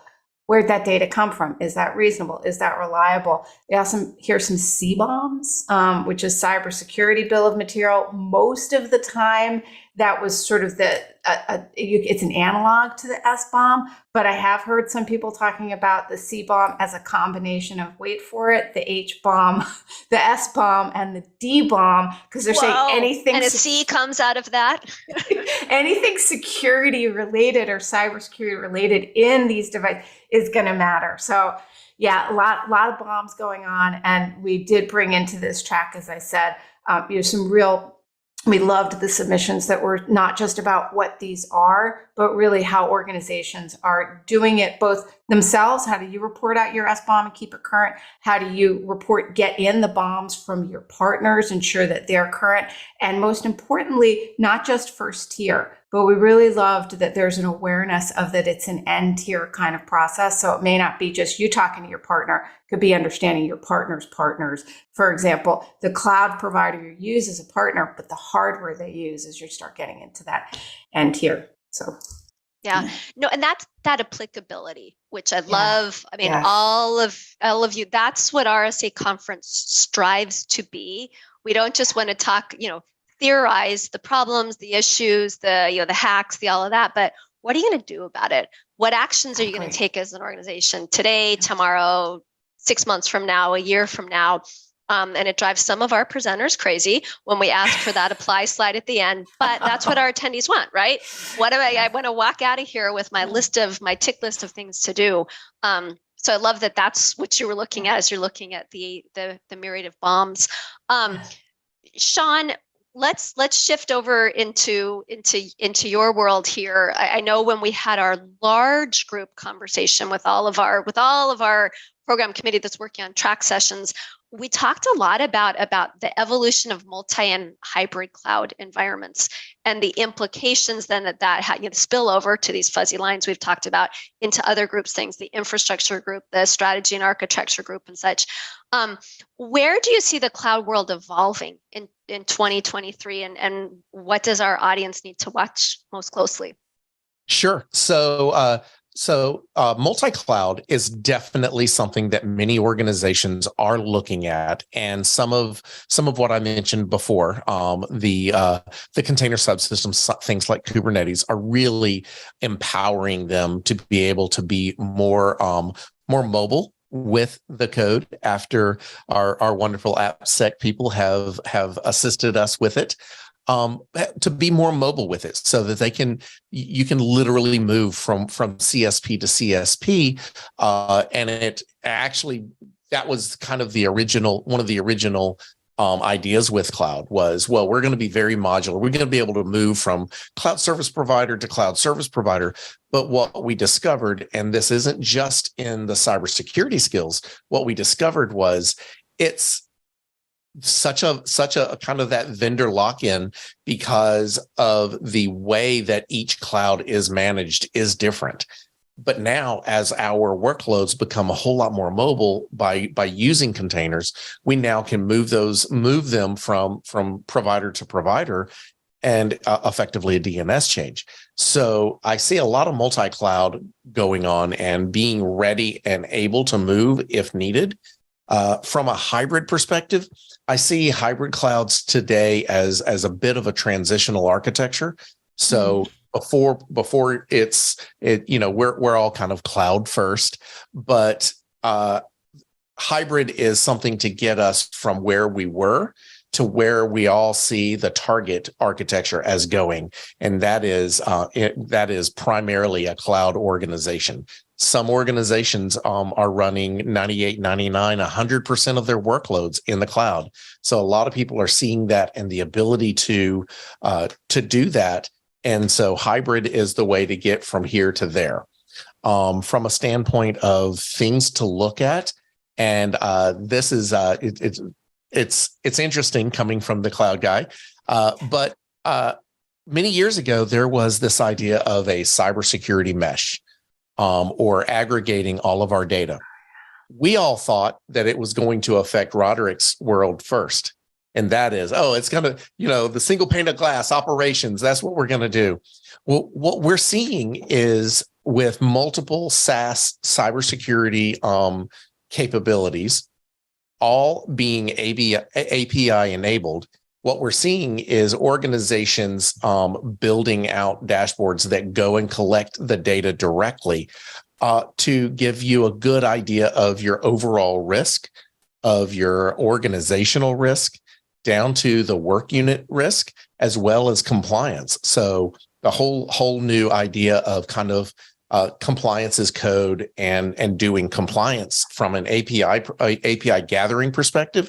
I think that's the thing to watch for this coming year is going to be bringing the aggregation of all of these cybersecurity tools together and many of them are in the cloud. So that's why I'm definitely tracking on that.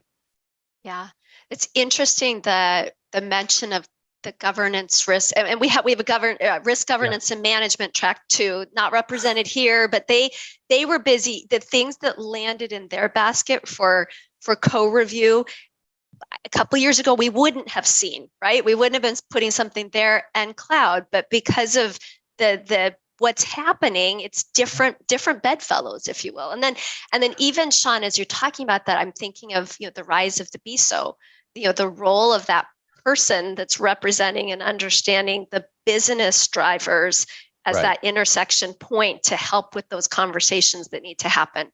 Absolutely. The rise of the BISO, many organizations are going down the path of their entire cybersecurity organization is fully aligned with the business. So many organizations that I've worked in and I've worked in consulted with, they have their architects, their engineers are in business strategy meetings to really understand where we're going from a business perspective, so that we can make sure that we're applying the right amount of cybersecurity talent to those challenges for the business. Yeah. So I want to return really quickly, Roderick, to a very important point that you made, right? Which is the people part of things. We've had some good technology conversations process, but at the end of the day, people matter a lot. And there were a lot of very interesting conversations, particularly in AIR. And as you mentioned, particularly in and around the SOC. How do we help the folks in the SOC who truly are the front line to be in an okay place? Can you tell us a little bit about what you're seeing there? Yep, absolutely. It's one of the things about personnel that we've seen, and Sean was absolutely correct. We always talked about that single pane of glass for years and had never been able to be developed. And everybody's using APIs. Those APIs from different vendors and sources require people to manage them. And so a lot of the people aspect went all the way to the CISO. The CISO brings on a lot of, burden and risk that if there is a breach, they are the first person that gets the finger pointed at, either successfully defending or unsuccessfully getting breached. And that trickles down to the personnel as well. We look at budgeting, a lot of talk about, Q4 and Q1 budgets for organizations and companies and different downsizing. That downsizing also impacts the cyber and IT world as well. So when we start to lose personnel, many people start wearing 3 and 4 and 5 hats, and that's almost impossible to do, especially with the level of sophistication. Again, threat actors work together. I always said they sometimes have a better system than we do, a better HR system than we do as organizations and companies. They make sure that there's plenty of them available. They're always able to review. Having a 24/7 SOC is very demanding. Our young and up-and-coming analysts and cybersecurity professionals, they're going to school, but they also need to have that work experience. If they're not provided that work experience, especially with the growing field as it is, it's going to be very difficult to retain that talent. And also, those working analysts have become very proficient in their craft, whether it's SOC, whether it's analytics, whether it's business intelligence or incident response. It's maintaining them, keeping them with an organization, a company. And then lastly, API. Lots of information coming in. I absolutely agree, but that causes alert fatigue. How do we, develop a system, a process to look at false positives and true positives and not overwhelm 1 or 2 or 3 people that may be in the SOC? So a lot of the talk tracks went towards that, for CISOs, taking on that burden. Your middle management analysts, keeping them a pipeline of growing, and then our young and junior up and coming, keeping them motivated and interested in not having that burnout, while we're also defending a Q4 and a Q1 that we just don't know what it's going to look like for most companies. So it's very important as track that I'm glad that a lot of participants provided proposals for. Yeah, good tangible action. Okay, so at the end of the day, there'll be more than 500 sessions at RSA conference. Interactive, traditional, small group settings, all of that. I'm going to give you all a really hard job right now. We're going to go alphabetically through it. So Diana, Jennifer, Roderick, Sean, in like 20 seconds or less, what are you most excited for at RSA Conference? Yeah. Okay. Everything I said, but I also want to add in to look out for MITRE System of Trust. It's a standard of practice for supply chain management. It was introduced at RSA last year, 2022, and now we're getting into how organizations are actually implementing it. The other thing is understanding the different apps that we're using and who's making them. For example, is TikTok a fun way to get like cooking hacks or a potential surveillance tool for the Chinese government? Aha, provocative. Jennifer. Well, what I'm excited about from a content perspective in the DevSecOps track, I think, is scalability. I love learning about how to do all these little pieces that are required for a successful application security program at scale. We're going to see a lot of talks coming out of our track about how to do what we're doing at scale. Personally, it's the connection. It's seeing people, seeing all of you in person, the cybersecurity community coming together to solve problems and share information is my absolute favorite part, and I'm excited about that. Awesome. Roderick? Yes, I would say let's have fun this RSA. We have a lot of fun themes, superheroes and movie themes and different takes on threat intelligence. Be on the lookout for a lot of AI discussions about automation, AI, automation, cloud security, and of course that big Ukraine-Russia war right there. What can we learn from that one? It's the fantastic track, but we're going to have fun and learn this year. Super. Sean, bring us home. Yeah, Jennifer, you keep on stealing everything that I want to say. It's the people. It's coming together. We do all this work throughout the year, and then we get to come together and we talk to each other, much in the same way that our great group of people here spoke today. But just in a circle, a circle of friends, and talking about, hey, I'm dealing with this. What are you guys doing? And it's a great environment. It's a great atmosphere. It has made completely the difference in my career, making great lifelong friends at conferences like RSA. And so for me, it's the people. All of our tracks are always great. I'm super excited about all of the stuff we're going to do, but it's the people for me.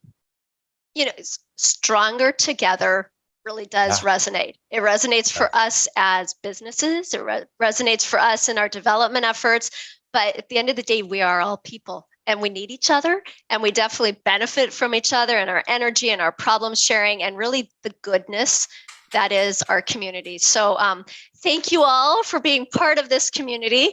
And for those of you who are joining us in this session, we really hope we will see you in April in San Francisco so that we can continue this conversation and count you amongst our network that we can continue to grow and develop and be stronger together with. So thank you all for joining me today, and thank you listeners as well.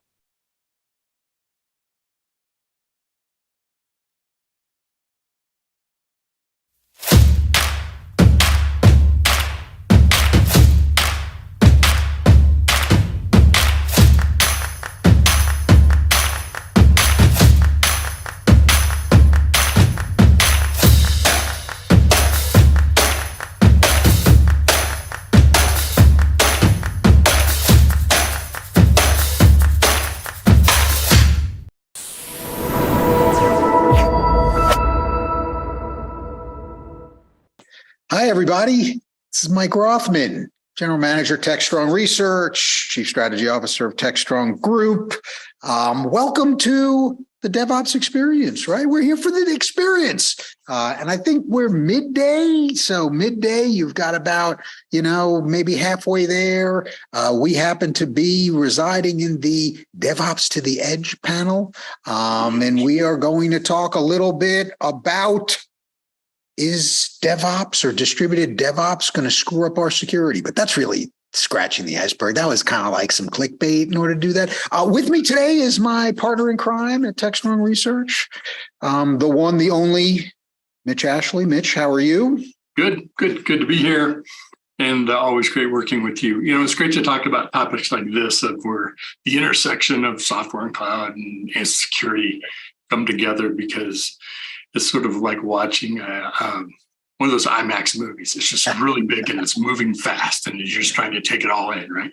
Say, well, right, and not get run over, right? I mean, I think that's get eaten by the shark. That's one of the things is you don't want to become roadkill in this evolution. So we're going to do it a little bit. We don't have slides or anything like that. What we really want to do is kind of talk about kind of this distributed DevOps concept and really what that means to us and really the implications for how we are starting to distribute code deployment, right, execution to the edge, right, and really getting that closer to the end user, the folks that are actually consuming either the applications or the data or the resources that are there, how that is going to really complicate what we do from a security standpoint, right? Because listen, it's hard enough when we were in on-prem land, right? And all of our developers were sitting in a room and we could flog them and say, you got to do this. Now we've got developers all over the place, right? That's kind of remote and hybrid work. And we've got code being deployed in so many different places and so many different form factors.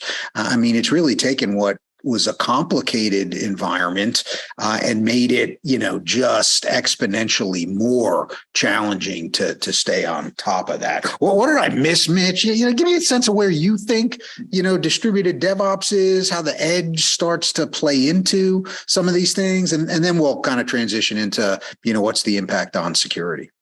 Well, first of all, I love it when you opine about the old days of the developers all in one room. You're such a security guy, Mike. I am. I'm an old guy. That's the problem. I'm an old security guy. Right. That's great. Well, I think it's part of this whole evolution that this track that we are on is security professionals and software professionals. So the DevSecOps and shift left and all that kind of thing we all know, at least have been talking a lot about. This, I think, takes us into the new realm beyond just cloud native and microservices and how do we secure those environments, but to an environment where DevOps is creating or using DevOps processes, we're creating software that can run anywhere, can run on IoT devices, mobile devices, edge computing, edge clouds, still back, in the central cloud, if you will, back at the data center, the home private center. But the point being is, we're not only building smaller and smaller pieces and releasing those more frequently, we're doing it in different environments on different platforms and new technologies coming, not just cloud native. I think that's, how do we as security people get our heads around that when we're still kind of working on how do we secure Kubernetes, right? Even older school, right? How do we get folks to systematically scan their code before they commit it, right? Or in waterfall land before it gets shipped, to customers, which was never a good assumption that would happen. So it's still very similar. There have been some changes, but really year to year, 6 to 7, continue to move forward with that. So it's not just how are we going to secure Kubernetes? That's clearly a thing, right? And now that all this is typically deployed in code, we do have, I think, maybe better tools and different options in order to, kind of get on top of that. But I think there's a bigger motion in terms of how do we get application security to be more prevalent, right, within these DevOps motions. And that's one of the things that we are going to discuss a lot next year, right? That's one of our trends, both on the DevOps side and the digital transformation side, which is really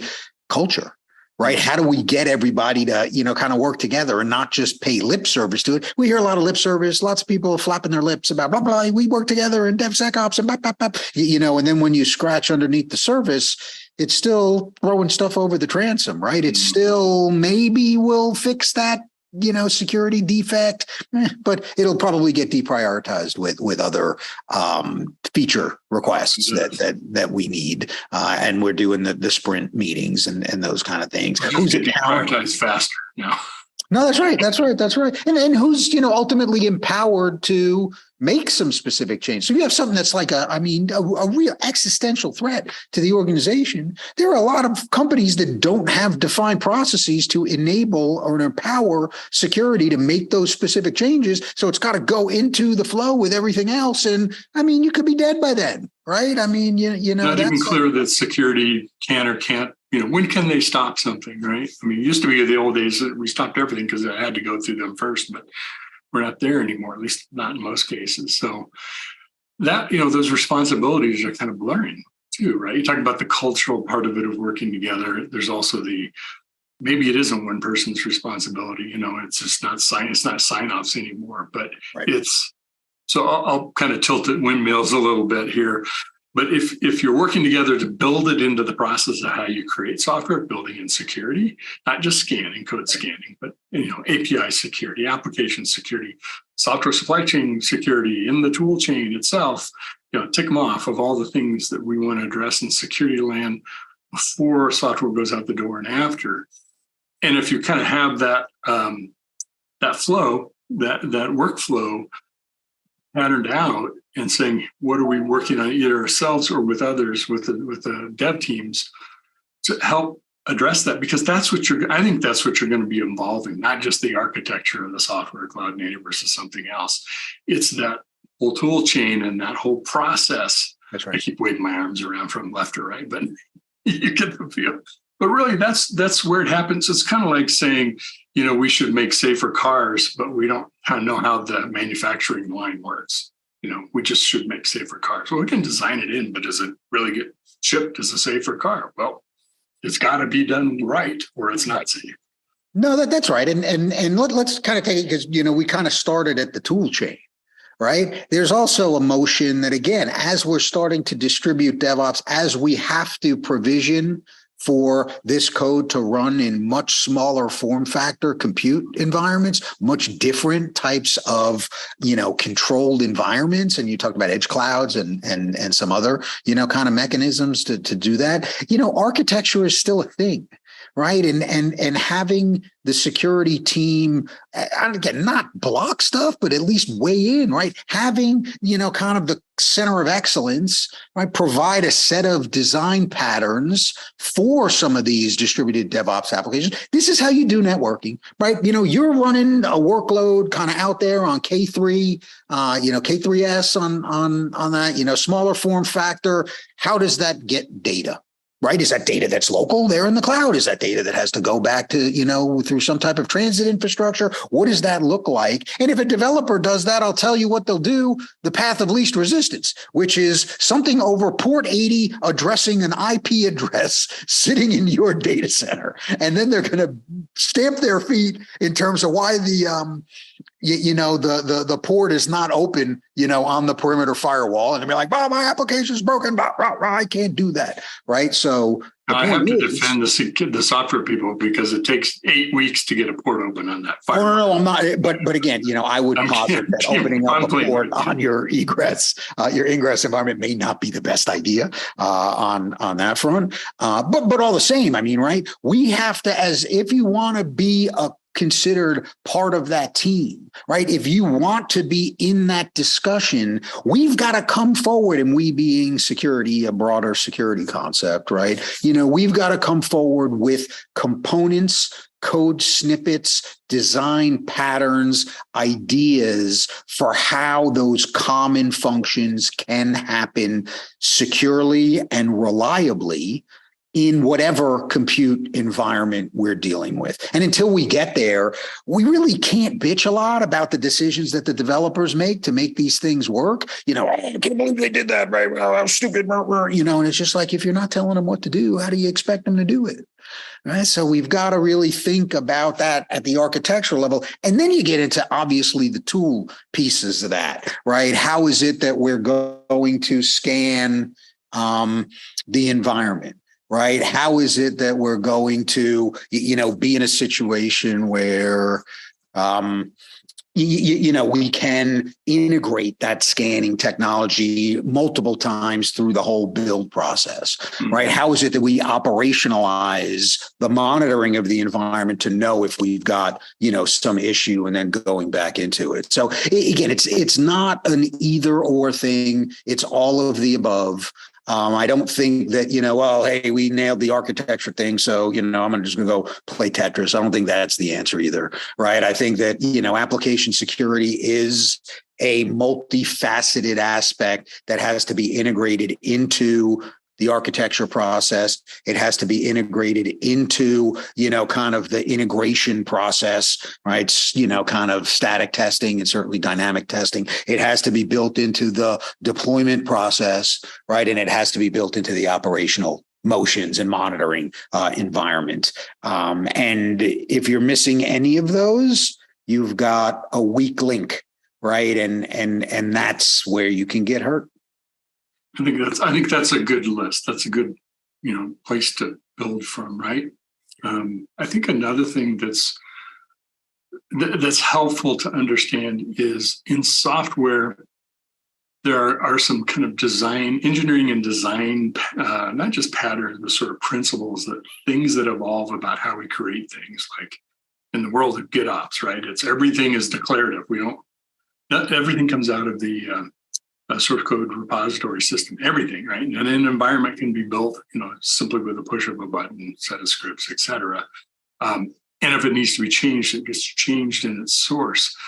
So the same kind of things are happening when you get into the serverless environment, or you get into service applications, or you get into stateless applications, and understanding what these things mean, because that determines the security a lot. So, for example, stateless applications have some advantages from a security standpoint, because there is no thing running in memory that has in memory all of the stuff it just did for the 500 transactions that just got completed, or API calls right before it, and it's going to do the 501st. And so somebody just needs to pop into memory or get it unprotected in some way. So there are those things that I think really help in understanding some of the software architectures, not meaning you have to be an expert, but understanding it well enough. And design patterns is a great way to get into it. Understanding, microservices and some of the cloud native stuff. And WASM WebAssembly is something new on the forefront coming. I think many folks think that's the next thing, the next sort of architecture beyond cloud native, and not to replace it. But so that train runs, right? That software train, architecture concepts, it just like security has its own things that it heads forward in time and innovates and creates its future. Software is doing that too. So you kind of have to bring those two mindsets together to be able to get a cohesive, left and a right track heading down the same direction, right? Right brain and left brain, right? And we got to figure a way to reconcile, kind of or the yin and yang, right? Depending on what your philosophy is. There are a lot of different be on the ways. Wire when it goes separate like this, and you're trying to spread yourself out, right? Hopefully they come together at some point, right?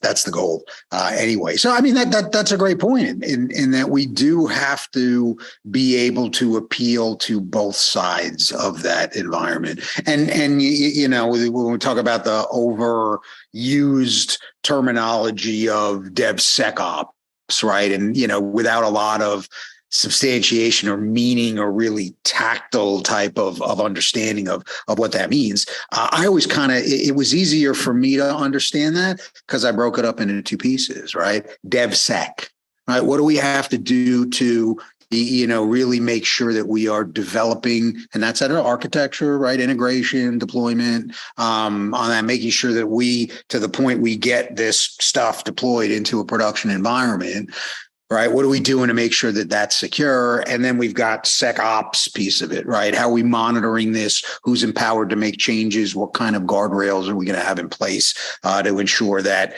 either a developer or some type of compromised application is not accessing resources that it shouldn't. It's not, kind of putting in place some environment that, or some situation that's going to, put critical data at risk. So, making sure that we're paying attention on both of those sides is, absolutely critical. So to me, DevSecOps is not a thing, right? DevSec, 100%. Right, SecOps, absolutely, and it's the impetus on the security professional to appeal to both of those constituencies, because the reality is the devs are going to dev, right, and the ops are going to op, and we've got to make sure that happens in a way that doesn't create undue risk to the organization. I have a thought experiment if you want to go with this. Yeah, let's play. I'd be happy to do it from the software perspective. So I'll ask it this way. If you're a security professional out there in the world practicing your profession, if you will, and you're like, what do I need to do to figure this out? What do I need to do to get myself where I can have the DevOps, DevSecOps, DevSec part of that conversation? I can start to think about some of these software architecture, whatever that exactly means. And I can hopefully help engineers, architects, software designers, developers understand maybe some security principles that apply in their environment. What would you do if you were like sitting here? Well, how do I do this? What would I do?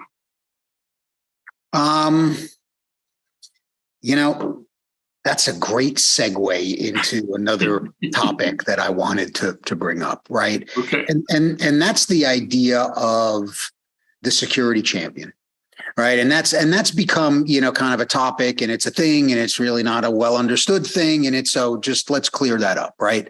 So the security champion is somebody that's actually a developer, right? They are not a security person. I want to be very clear about that. They are not a security person. They're not a business information security officer. They're not associated with the Cloud Center of Excellence. They're not any of those things. They are a developer. And that developer has been trained in some of the black arts of security. And I say that somewhat tongue in cheek, right? But, they've been given some training about how to integrate kind of the motions into the development process, right? They understand the tooling and the tool chain that the organization has picked to fit into the pipeline. They understand the architectural constructs and the design patterns that are offered from the central team, and they're there to work with the other developers in order to facilitate their understanding and adoption of secure coding practices. So yeah, it's a complicated type environment, and no security person is going to airlift in and have any credibility with the developers, right? It's just somebody else to tell them they're doing things that are screwed up and not optimal, and I'm going to ignore them because you know what? I'm incented to ship code with the features that we need. Nobody gives a crap whether it's secure code until they do, to be clear. So, but in terms of my day-to-day operational environment, so the idea of this security champions is to break down some of those walls, to alleviate or be able to transcend some of those silos and really help the developers help themselves. We got to equip them, right? The tool chain's got to be there. It's got to work, right? The design patterns have to be there. They have to be easy to adopt. If you force folks to do unnatural acts, they're not going to do it, right? They're not going to do an unnatural act in order to keep some, kind of auditor that shows up, happy from that standpoint. So yeah, it's a really complicated type of environment. But I think, to me, the only way to start to bridge those gaps is to, start to build a ground swell, right? A local, kind of capability, right, in the group that has some aspect of knowledge in terms of how security works. And again, when we talk about, kind of successful DevOps and, kind of secure DevOps types of environments, 201, I think almost all of the ones I've run into, do have an active and very effective security champions program. I think that's a great idea, great spot on. And it's not a new thing, but it's definitely, I think, become more front and center how important that is. Because you're never going to make a software engineer and a security expert. Probably never going to make a security engineer a software expert, right? Either it's just not what you need as a solution.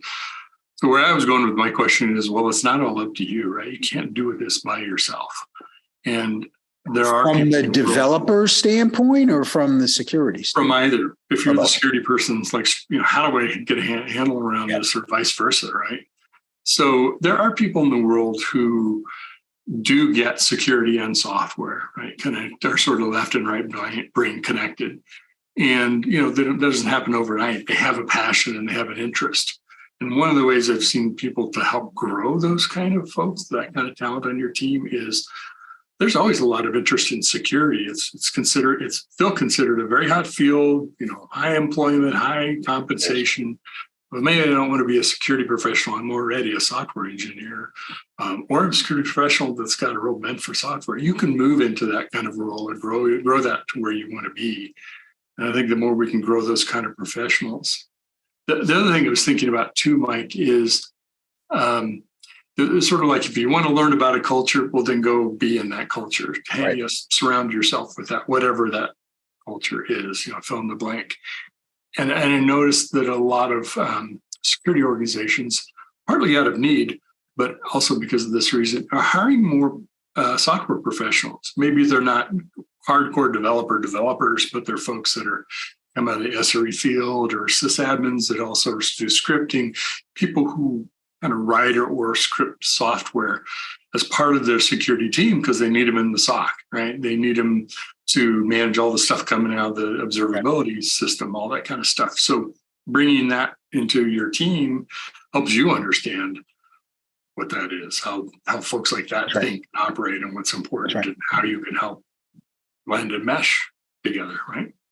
Yeah, cross-pollination is one of those things that as we, again, kind of come into our world, right? DevOps, cloud native infrastructure, security kind of wrapped around there with digital transformation as kind of the catalyst to kickstart a lot of those initiatives. In our world, cross-training and cross-pollination is critical, right? Because, DevOps, kind of code and programs and applications that are developed using a DevOps motion tend to be platformed on a cloud native or in a cloud native environment, tend to require security that is, agile in nature and really built into a variety of those different, underlying structures. If you've got somebody who just understands security, well, that's limited because that's not how it works anymore, right? And if you've got DevOps or, infrastructure, platform engineers, SRE folks who don't get a sense of, kind of where protection fits into this environment, right? They just don't have the ability to really kind of see the entirety, of the situation. And again, it's one of those things where, there's the whole, well, you specialize and, jack of all trades, master of none or anything like that. But the reality is you have to be conversational regardless of where you sit, right? Ops, dev, sec, platform, SRE, you've got to understand at least at a conversational level a lot of the underlying technologies that are there. And if you can't do that, again, I would posit that you're going to have a really hard time thriving in this environment that we're moving into. Mm-hmm. I agree. Especially if you think about now pushing it out to the edge, right? So now you're talking about multiple environments, maybe some new, maybe some we know well. Yeah. In that environment, it's not like our data center, just like being the cloud. It's evolving and changing constantly. So it's a fluid process. It's not set it and forget it and leave the development team alone for a while. It's kind of a contact sport, right? You're on the same team on the same side of the ball, right? Doing it together. Start behaving that way. Yeah, and that's it isn't they're the enemy. They don't like to write secure code, or they're the enemy. They're the land of no, or whatever things we've made up about each other that we can't get over. But we actually have a common goal, right? We want to ship code, and we want to ship code that's secure. That's right. In the last couple of minutes we have left, Mitch, I do want to hit something that's a little bit more tactical, but no less important. If anything, I could make the case that it's more important, right? And that's something that a lot of security folks don't pay attention to because they don't think they are empowered to do anything about it, right? And that's the underlying security of the pipeline, right? From the time we want to commit, into the repo, kind of roll it through whatever, integration platform you're dealing with, down to deployment, kind of within and on, kind of the platforms that we're dealing with, and ultimately managing that whole process and automating all of the, aspects of making that work. I want to be very clear here.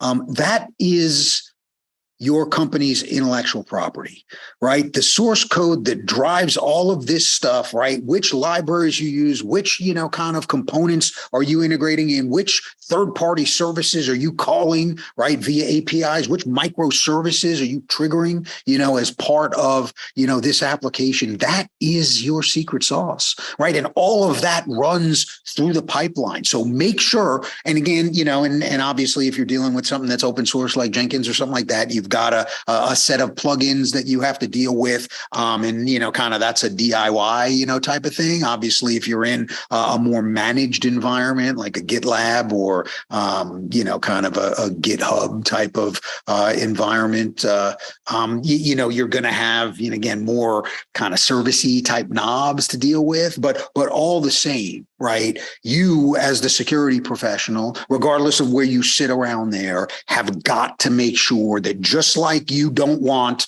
any device sitting internet accessible or internet facing to have specific vulnerabilities on it, you cannot fall asleep at the switch, right? Making sure that, kind of this pipeline is not very specifically hardened, very specifically protected. So I'll get off the soapbox now, but I can't tell you how many environments we walk into where they just have not focused on that at all. That's somebody else's problem, right? The DevOps folks do that. And then you talk to the DevOps folks and they're like, I'd be happy to do that, but nobody told me what I should be doing, right? And that's problematic, folks. That's very, very problematic. So let me add the other side of the coin too, and that is, it is about writing secure code and creating secure software, but it isn't just about that. So perfect example, recently Dropbox, right? The developers fell victim to phishing attack. Yeah, right. Okay, we're developers supposed to be smart and technical and not fall to that stuff we do. Right? And so that gained access into a whole bunch of source code that was, online, and it didn't get to a core product, but got to other stuff. Whatever, it doesn't matter, right? It's all part of the system of software that we're delivering. It's also about third-party software, open source software. And if I'm actually getting involved in the Open Source Security Foundation, helping out, kind of doing my little bit contributions with them. But that's a great place, I think, if you're interested in securing software and securing open source software, because there's a lot of things happening about how to develop secure software and how to set up teams that are building secure software that I think you can take back, whether you're directly involved with OSSF or not. There's really good stuff there that I would highly recommend checking out, OSSF.org, the part of the Linux Foundation. So be thinking about the environment you're creating this in and your skills, not just the code you're generating and writing secure code. That's right. So to net things out, Mitch, as we kind of wrap up, I don't think distributed DevOps is going to screw up security. I really don't. I think that, like most other things, we have to, as security professionals, be diligent about, kind of working with our peers and our partners and our colleagues in a variety of these different environments. We have to add value. So design patterns, infrastructure as code templates, architectural guides for how you do common ideas, especially as we're moving towards smaller form factor, edgy type, applications where connectivity is going to become critical in terms of getting access to, some of the real-time information that's there. So the challenge is great, and we've known that. Right. But it's not impossible. It is not insurmountable. It is not a matter of, and by the way, we framed the title of this session, right, is distributed DevOps going to screw up security in kind of a little bit of a disingenuous way, right? We're not going to blame, right? We are not going to sit here and point the finger at the DevOps folks or the SRE folks, the platform engineering folks, and say, it's your fault why this stuff isn't happening. We're not playing that game, right? What we have to do, the impetus is on the security folks. Again, do the DevSec piece of it, do the SecOps piece of it, really work with our partners, add value. And I think that we can get towards a much more secure environment by design and by practice over time. So use it as as a rallying point, something we do together, not as a threat to us, right? That's right. And I think you'll have a much better outcome to your point. Agree wholeheartedly. So hopefully you've enjoyed, our little DevOps experience. Would that be DevOps experience squared, Mitch? I don't know, but it's in there somewhere. I don't know. That's new math. To the cloud and beyond. I'll tell you, one of the most entertaining things I've done since I've joined Techstrong is see Alan in the Buzz Lightyear costume and Mitch in the Woody costume. And if you guys didn't know, I was the alien, so I think I had one speaking line, and I was in this big thing, so nobody could tell it was me, and that's just how I like it. You did it well. I think that was great. So enjoy the rest of the conference today, virtual. Ask us questions, right? We'll be milling around, kind of the online environment, during the day, or you can always reach out to us at info@techstrongresearch.com in order to get to us. You can set up, analyst briefings. We're happy to chat with different folks. You want to chat if you're an end user, we're happy to do that. And the other thing we'll point out and pimp out a little bit is Predict. All right, so we've got Predict coming, January 12th. We are going to be talking about all of these things that we highlighted today. We're going to structure it within the construct of trends. So we have 5 trends for each one of the areas that we deal with. We'll do tech you got to track, right? So we have a lot of really cool stuff happening right when we kind of kick off the year in 2023. So Mitchell, thank you for being, my partner in crime and indulging me as we do a lot of these talks together. And for everybody else, again, enjoy the rest of the DevOps experience. Let's all enjoy the journey together. Have a good DevOps experience.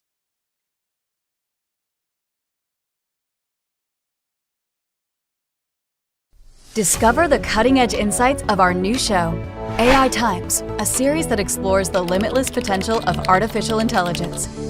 Sponsored by the AI Infrastructure Alliance, the AI Times is at the forefront of the AI revolution, tackling the crucial questions of how we can leverage AI for the betterment of humanity. Stay ahead of the curve as this show delves into all things surrounding AI, including trends, pressing concerns, and the positive impact AI is making around the globe. AI Times. This is Techstrong TV. Hey guys, thanks for the throw. We're here with Matt Coos, who's the CEO for Cumulus, and we're going to be talking about what the security regulations environment is going to look like for 2023. Matt, welcome to the show. Thanks so much for having me, Mike. It's great to be here. Everybody's kind of on pins and needles waiting to see what the SEC comes out, but it looks like maybe we got a taste of that from the state of New York. So I know you've been following that. So why don't you walk us through what you're seeing from those guys? Yeah, I think so. The regulations came out a little while ago from New York Department of Financial Services, and they're promoting what we're seeing, from other states and the federal government as well, specifically around just accountability for security programs and compliance reporting. And it's going everywhere from the board, requirements levied on the board, to attestations by CEOs, and reporting of incidents as well. Is it your sense that this is a step forward, or should we all be quaking in our boots?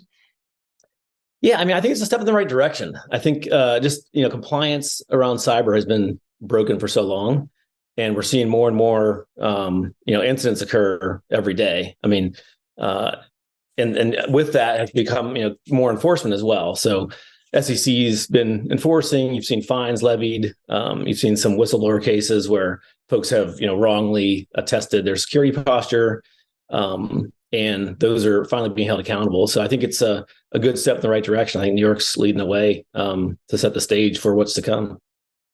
Do you think C-level execs are ready to sit on a board and have some cybersecurity knowledge? I know enough to be dangerous, but I don't think you could pay me enough to do that. Yeah, it's a requirement for the financial services, even broader than that with this new regulation that came out. So they're going to have to get those expertise, on the board in some fashion, to make sure that they're monitoring, knowing what their cyber posture is at any given time, and accurately reporting that in appropriate channels. One of the more challenging aspects is the accountability side of this equation for the cybersecurity folks. So there's a breach, They have to kind of record it. They have to share that. It kind of tears at their loyalty a little bit sometimes between, their requirements to their company versus their obligations to a regulatory body. We think cybersecurity folks are prepared to kind of navigate that. What could be a bit of a sticky wicket, as they say. Yeah, I mean, I think it is, but at the end of the day, I think it's all about protection of sensitive data, right? And so the requirement is there. I think the implication, the impact to individuals and organizations is pretty high. And just as we see these breaches happen over and over again, I think there's a lot of room to improve cyber posture and how we monitor that and report on it. So it's a needed, I think, evolution in just the cyber ecosystem in general.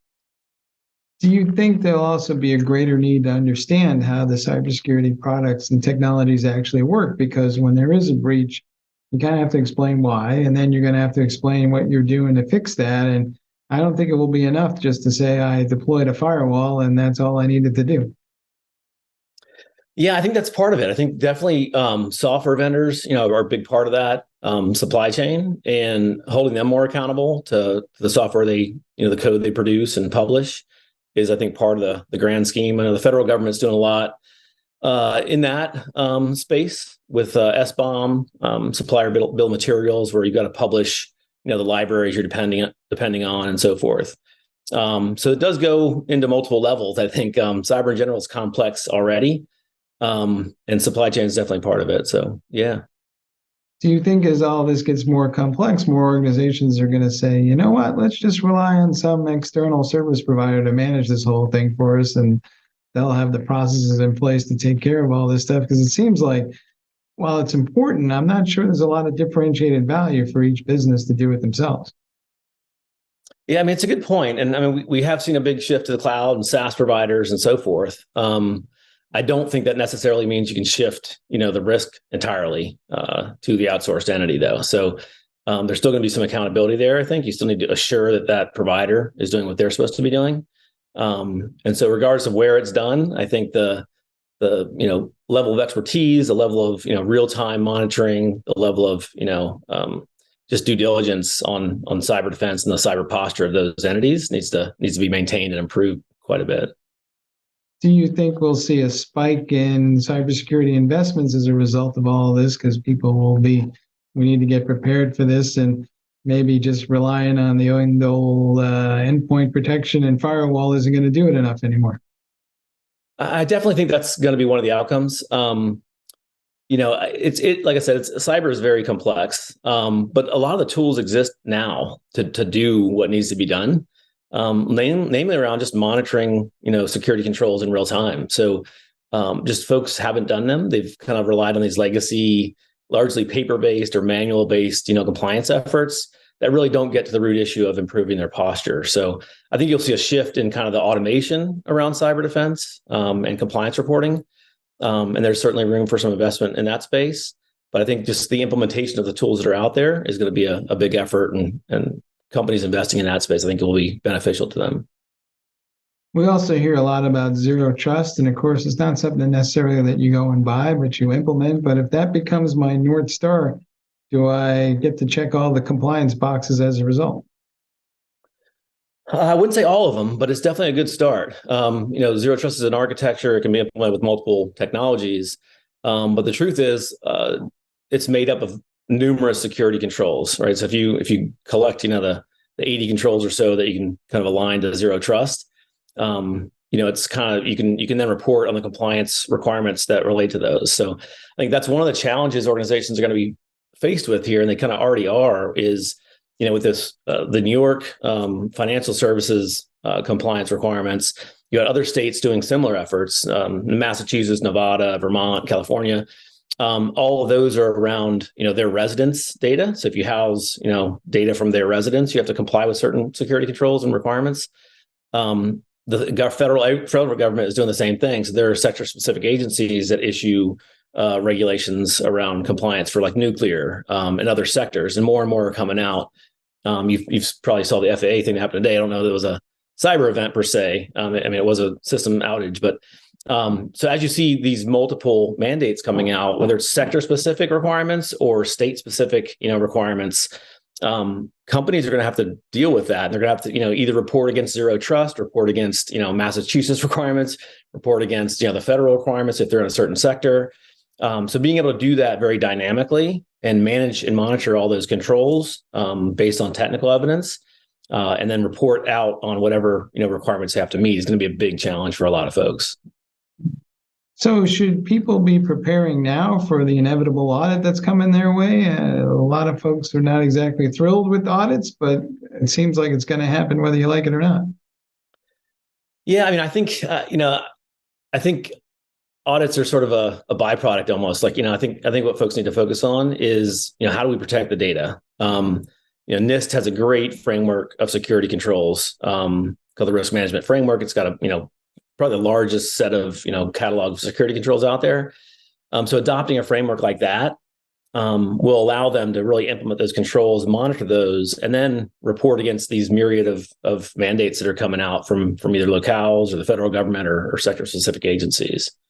So yeah, I do think that's going to be the better approach rather than focus on an audit and passing that and then kind of having to revamp again when it comes around next year. A lot of folks are in a lot of companies I talk to are in perpetual audit mode just because of these different mandates. So they're constantly being walked through audits from different organizations. So I think the better approach is mature your security program, be able to sort of monitor any control, and then reporting and auditing becomes a byproduct of that, and having a good timely security program.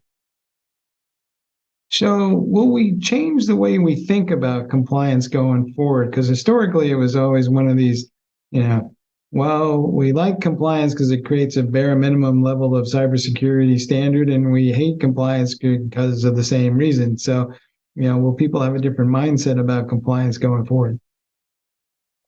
Yeah, I mean, it just depends on the requirements, right? So I've always kind of said that, if what you have to comply with doesn't get you any more secure, then I would agree with that, sentiment you just mentioned, right? It's terrible, right? I hate to spend money on things that don't help me get better or help me, secure my environment. However, if the requirements are, more technical, more focused on the things that matter, then compliance is, perfectly aligned with my security program and kind of the things I would be doing anyway to protect the data and the networks and the systems that I have. So, and I think there's some flexibility in there in terms of what organizations focus on. Certainly you have to kind of meet the mail for the audits and do some of the manual things regardless. But if those mandates start focusing a little bit more on the things that matter, the technical, elements, technical controls, then I think we'll all be in a better spot. So that's the hope that's kind of where it heads. I think the New York DFS regulation is a little bit headed in that direction. At least it's kind of top down, requiring more timely, more accurate attestations, which I think in turn will require less and less manual, less and less paper based reporting and assessing of their security posture. So indirectly, I think that's going in the right direction. I think it can be more explicit with some of these mandates and really focus organizations on the right things, and automation and technical controls, in my opinion, is kind of where that sweet spot is. So at the end of the day, when you put all this together, are we kind of having a tacit recognition that just maybe, that we're all a little complicit in this cybersecurity issue because we didn't do enough to defend against it? No matter how bad the bad guys are, we're making it just too easy. Yeah, I mean, that's probably true. It is a complex space, so it's, I mean, a lot of folks say you can never really be 100% sure you're not going to be breached, right? There's 1,000 things the good guys have to do, and there's one thing the bad guy can find and exploit, right? So it's a difficult challenge. But I do think we can do a much better job. I think for far too long, we've been focused on just the non-value added components of compliance versus the really security beneficial elements of compliance. So hopefully we can focus on those and really things that protect our networks and systems and data. We'll be in a much better place. All right, folks, you heard it here. Do the right thing before somebody else makes you. Hey, Matt, thanks for being on the show. Thanks so much, Mike. Appreciate it. All right, back to you guys in the studio.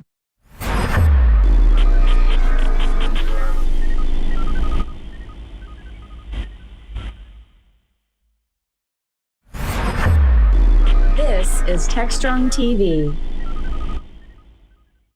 Hey guys, thanks for the throw. We're here with Tina DeAugustine, who is CEO for Alcatraz AI, and we're talking about facial authentication, which is different than facial recognition. Tina, welcome to the show. Mike, thanks so much. I appreciate you having me on the show. All right, well, walk us through what the difference is exactly between what everybody knows about and everybody's kind of like flipping out about somebody at Madison Square Garden is trying to keep their enemies out of their arena versus what we might think of as facial authentication and perhaps more of a useful solution for this particular type of technology. Yeah, so Alcatraz AI is really delivering a modern biometric solution using the face as a credential. And we do it very quickly, very privately and authenticate at the access point. So we deliver frictionless access control. We strengthen security while keeping user privacy protected. And so the difference between facial authentication and facial recognition is traditional legacy biometric solutions typically have a database and they match a face against that database, sometimes without the users knowing. And in facial authentication, the user is opting in and is aware that they are being authenticated. And it's all done at the edge. How hard is it to set this up? Because I think some of the reputation for these technologies is they're kind of high end and they're only going to be used for the most critical use cases where somebody is a CEO and they're accessing something of super secret, think Coca-Cola recipe or something like that. Or do you think that all of this is heading more mainstream?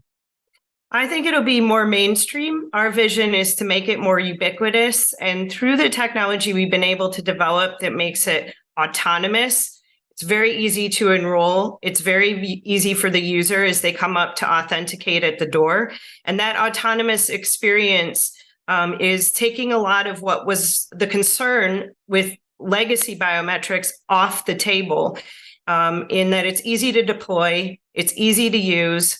And because of our protected IP, we actually don't store personal identifiable information. So we take the privacy concern off the table for the companies and the end users. What makes it simple to deploy? Is it a cloud service? Am I accessing a GUI, an API, or how do I kind of connect all this? It's actually all done at the edge, Mike. And very similar to if users are using Face ID on the iPhone, you swipe up, you authenticate very passively. Our founder worked on the development team for a Face ID and then decided that he wanted to use a similar technology in the physical world. So the intention was to have a seamless experience, much like you do on the iPhone, other than you don't even have to swipe up. You actually walk up to the door and you're passively authenticated before you even get there. And so everything is done on edge processing, and that's what allows us to be much quicker and for the experience to be so seamless. Is there enough edge processing out there to drive that level of seamless interaction, or are we still waiting for more embedded systems everywhere?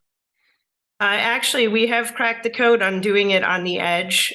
We protect over 1 million customers today across 30 Fortune 2000 companies, across various verticals. So we protect corporate campuses, data centers, critical infrastructure, healthcare, and a variety of others. So do you think that passwords and PINs will be going the way to the dodo soon? Is that kind of what we're working towards? That is absolutely the intention. And I think users would ask for that experience as well. I mean, look, we've been using the same technology in the physical access control space for over 30 years. In regards to the proximity cards, which is what is most commonly deployed today. There's even keypads still out there, which is an even older technology, over 40 years old. And it provides a very bad user experience. And we've probably all had the experience. We get to the door, we forgot our access badge, and now we have to knock on the door or go to a different door to be let in. It's not a good experience for the user, and we've been able to transform that. It actually happened to me at our corporate headquarters. We just moved into a new headquarters in Cupertino. We hadn't deployed the rocks yet. It had a legacy badge system. I showed up one morning, didn't have my badge, was knocking on the window, finally was let in. And then we got the rocks deployed, and it was truly transformative. Now I can't imagine going back to a building and actually carrying my card. And of course, there are people who are passing cards around to each other all day long and kind of just end running the system as its intent because it's somewhat inconvenient. However, we also see a lot of talk about these new AI platforms and how eventually they may be able to recognize or even generate faces. So do we have to worry about that in the future, or do you think we can end run that or thwart those types of future-minded attacks? Well, we see it as an advantage. We actually use AI and machine learning, and the benefit is that as users use the rock, we update their profiles over time. So if a face changes, if someone grows a beard or their hair changes, we actually use machine learning to keep the profile accurate. So we see AI and machine learning as a true advantage. And as people are trying to do more with less, it's about automating the experience at the building. So we can use AI and machine learning to actually reduce costs, to provide a better experience, but also to make it safer. It's far more reliable to use the unique power of the human face than, like, as you mentioned, badges can be stolen, lost, replicated. So it's the most highly secure form of authentication. It creates efficiency, and it provides the better experience.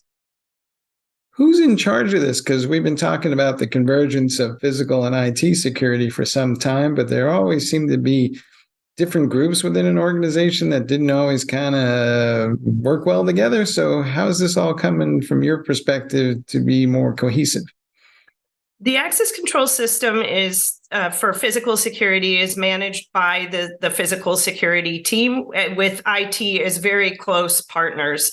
That convergence of physical and cybersecurity has been occurring over the last couple decades because it runs on IT's infrastructure. And IT is also concerned with protecting physical breaches because physical breaches lead to cybersecurity breaches. So they really work together, and you see these solutions deployed across numerous stakeholders, not just physical security and IT, but also corporate real estate, facilities, HR. It's really a team sport because everyone is now using the data that is found at the door to make decisions about their real estate portfolio, how often their buildings are occupied, when they're used. So there's a lot of other uses for that data, but there is definitely a close collaboration between physical security and IT security. And ultimately, we want to know where folks are because there's people pretending to be them who are remote bad actors. And if they're in the office, they can't be in two places at once, right? That's exactly right. In carrying a card, if you have the card, there's no way to authenticate that you are the correct card holder. So by providing that multi-factor authentication and using the face, we're able to confirm and authenticate that the person who is presenting the card is actually the person who is authorized to go into the building. And this has become increasingly concerning as there's more remote work. Sometimes employees don't come back to the building for several months. And then there's new employees who have come in who may not know each other. So in which case, the badges don't provide the level of authentication that's necessary, and using the face is a more secure manner in this scenario. So what do you think the biggest challenge is going to be to get people to wrap their heads around this?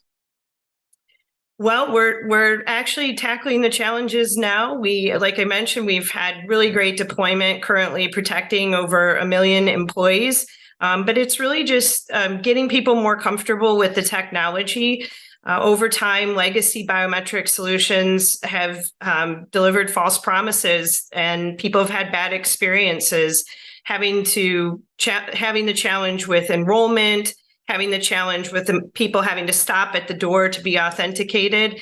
And so as they learn about our technology and how easy it really is in this new category that we're creating, you see much better adoption, and a lot of those concerns go away. All right, folks. Well, you heard it here first. Maybe we don't need those passwords and pins anymore. And you can just walk around with the face that you were given at birth and gain access to wherever you're supposed to be. Tina, thanks for being on the show. Mike, thanks so much. All right, back to you guys in the studio.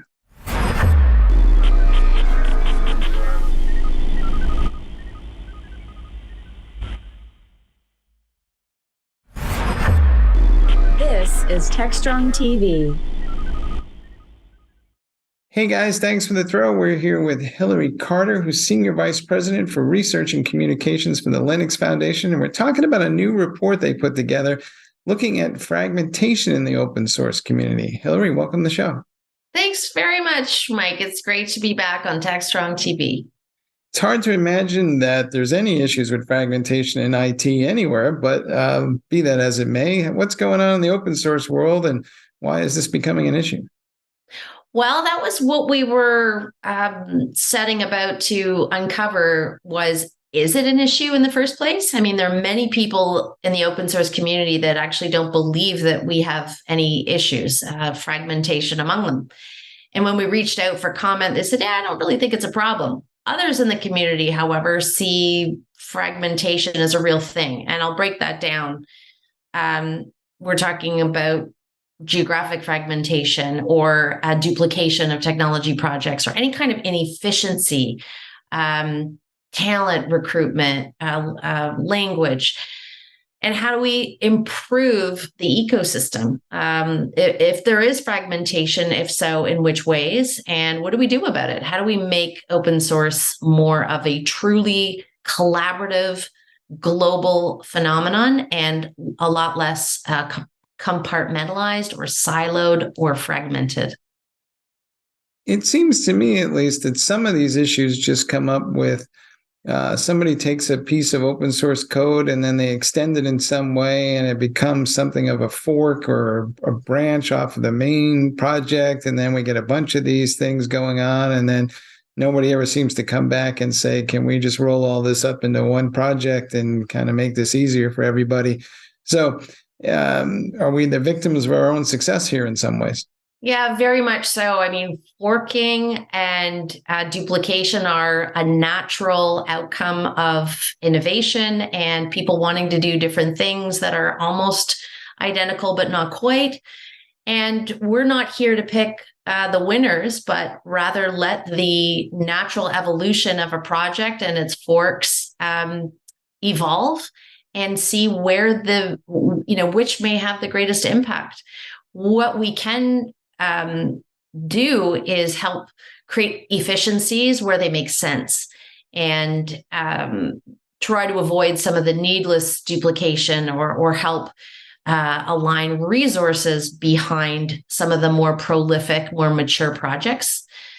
Generally, what we found was that there's a lot of overlap, a lot of fragmentation at the outset of a project or new technology area. Blockchain is a really good example of that. So we have a highly fragmented blockchain development community that doesn't interoperate terribly well. Contrast that with the project like the Linux kernel, which is incredibly mature, prolific, and highly ubiquitous. So that's a pattern that we see as just being natural to the way open source develops. Of course, the Linux folks have been at this for a while. So does some of this fragmentation equal to the maturity of the project and the maturity of the technology?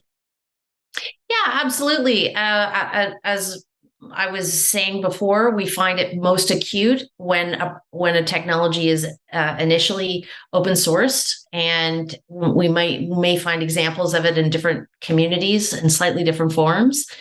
But over time, the longest standing open source technology projects tend to consolidate, or no one wants to compete with the winners, essentially. So there's no point in reinventing a Kubernetes or making it slightly different, or trying to create a new Linux kernel.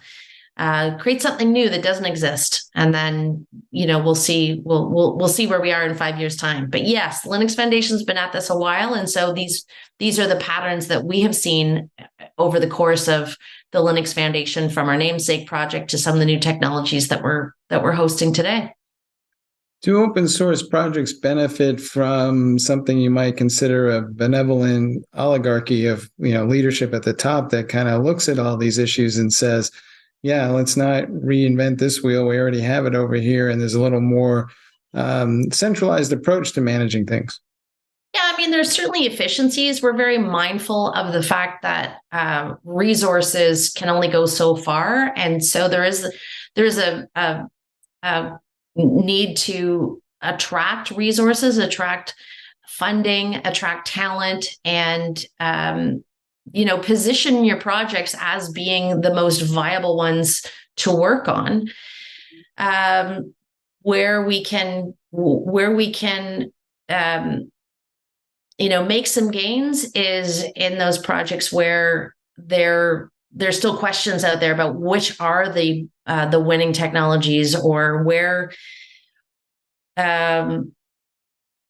which are the projects that are most likely to become the Linux kernel of tomorrow, and help organizations and vendors and end users pick their project technologies more efficiently, align their resources more efficiently, get behind certain projects that are likely to have the most impact. And if we can not compete with each other, then that's a really good thing.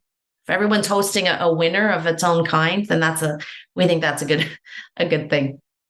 How do we balance innovation against efficiency? Because some folks will say if you throw all your weight behind one project, then over time, you're not really going to see the opportunity to kind of totally disrupt that project with something new and different, because everybody's going to be so focused on contributing to the existing project versus looking for something that might totally eliminate that need or create some entirely different approach that no one had thought about, but maybe we put our blinders on and won't see if we're all focused on one project. Yeah, I mean, the joy of the projects that proliferate is that they have been open and receptive to changes or innovations that the community needs and wants. And so they're proposed as pull requests, and the project becomes stronger and more robust as a consequence of innovation itself. But on its own, innovation is generally responding to a need. So it's either because a large project isn't meeting a specific need, or because that project doesn't actually exist. And they'll propose it outright. And they may find that somebody on the other side of the world has proposed that same project outright. And that's how you get that fragmentation, is that two people are solving very similar problems. You see that in fintech, or with digital credentials right now after COVID. A lot of innovation came forward that was trying to digitize credentials, vaccine credentials, and other types of medical records. And there was all of this duplication coming at once because everybody wanted to be first with that. So again, it speaks to the life cycle of a project. It's probably not avoidable, but ultimately, in an environment where there are constrained resources, you're going to look at the technology that has the greatest potential for implementation and deployment, and get behind that project. Mm-hmm. What's your sense of areas where there's a lot of duplication of effort? It seems to me, perhaps in the realm of cybersecurity, there's a lot of things that people are working on in different projects that they could share more readily because they have a common set of issues, or is each project so unique that maybe we don't see that level of cross-project collaboration that we might?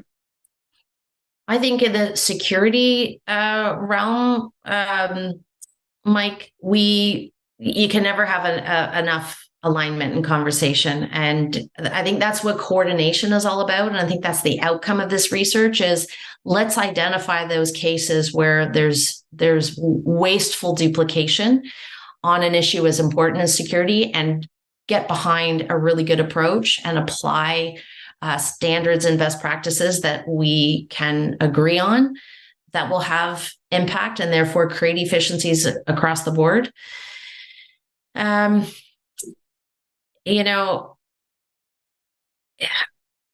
would be great if we could coordinate across foundations more than we're doing to work on issues as important as security. Mm-hmm. Anything in the report that leapt out at you that surprised you based on the feedback you got from folks? I think it wasn't a surprise, but the themes are still very prevalent about diversity and inclusion and the need to radically localize communications, our tooling, so that we can attract more talent in different parts of the world. My colleague from Mexico, Ramon Roche, was talking about, translation of chats as a means to bring in new developers into the drone code project that he's behind. And we take for granted the fact that English is the language of open source, but on its own, that is such a large barrier. And we need to move beyond the idea that if it's not English, then it's not at all, and create more opportunities for dissemination of information and documentation that is in multiple languages to really realize the benefits that come from many eyes and many contributors. So the language thing was, on one hand, not a surprise, but the extent to which it's such a barrier was a really good reminder. And making our communities more inclusive across the board, more diverse, is one of those barriers that persists, and we don't necessarily have all the answers on how we overcome that. I think it's a multi-generational, multifaceted problem to solve, but it warrants a dialogue. And I think that's what's exciting about a report like this, is that it creates opportunities to have conversations. Same with public policy. How do we come together as a community of different locations and different focus areas and solve some of the problems around creating regulatory frameworks that are supportive of open source broadly, and create responsible public policy around topics like data privacy and security. Having a piece of research be the focal point for dialogue is a very positive thing, and that's what I'm hoping will come of this research. One of the things you hear a lot about from folks is they don't know how to engage with certain open source projects, particularly some of the smaller ones, because it's hard to find the folks who are in charge of that, and it's hard to get their attention. And a lot of times people wind up reinventing the wheel because, that code already exists somewhere else that somebody solved for some proprietary thing that they're happy to share. It's just that we haven't really put, this one meet this one and get to know each other. So are there any thoughts about how to do that better, how to create that community? We are trying hard to provide those opportunities for introductions. And that's the reason why we host in-person events all around the world and provide scholarships, travel scholarships, and other types of funding to bring people into our community and to create points of access so that those questions can be answered, those introductions can be made. And I think meeting as a community at events, at meetups is critically important. So I would encourage people to go online and search out where it is that a project community meets to have these kinds of conversations. Is it a meetup? Is it a formal event? Or is there travel funding? What are the social media channels and chat rooms? Is it Discord? Is it WhatsApp? There are lots of opportunities digitally to find the answers and access the folks that you really want to talk to. That I'm encouraged that we have the right tools, and I think anybody who's motivated will find their way using one platform or another. All right, folks. Well, as cool as all these virtual platforms are, there's still no substitute for a little face-to-face time and get some things done in ways that you probably couldn't do before, in a way that has a lot more empathy for the other person on the other side of that conversation. Hillary, thanks for being on the show. Thank you, Mike. All right, back to you guys in the studio.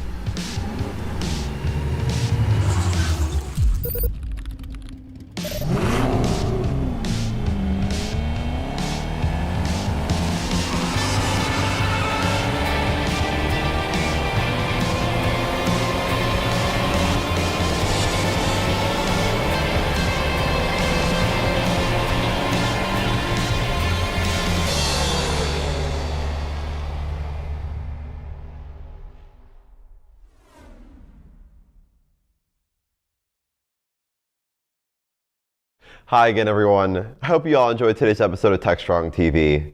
We had some amazing interviews with industry professionals to give you the latest in the tech world. We'll be back again on Thursday, so we hope to see you then. But in the meantime, thank you so much for watching, and I hope you have a wonderful rest of your day. As always, stay strong. Techstrong.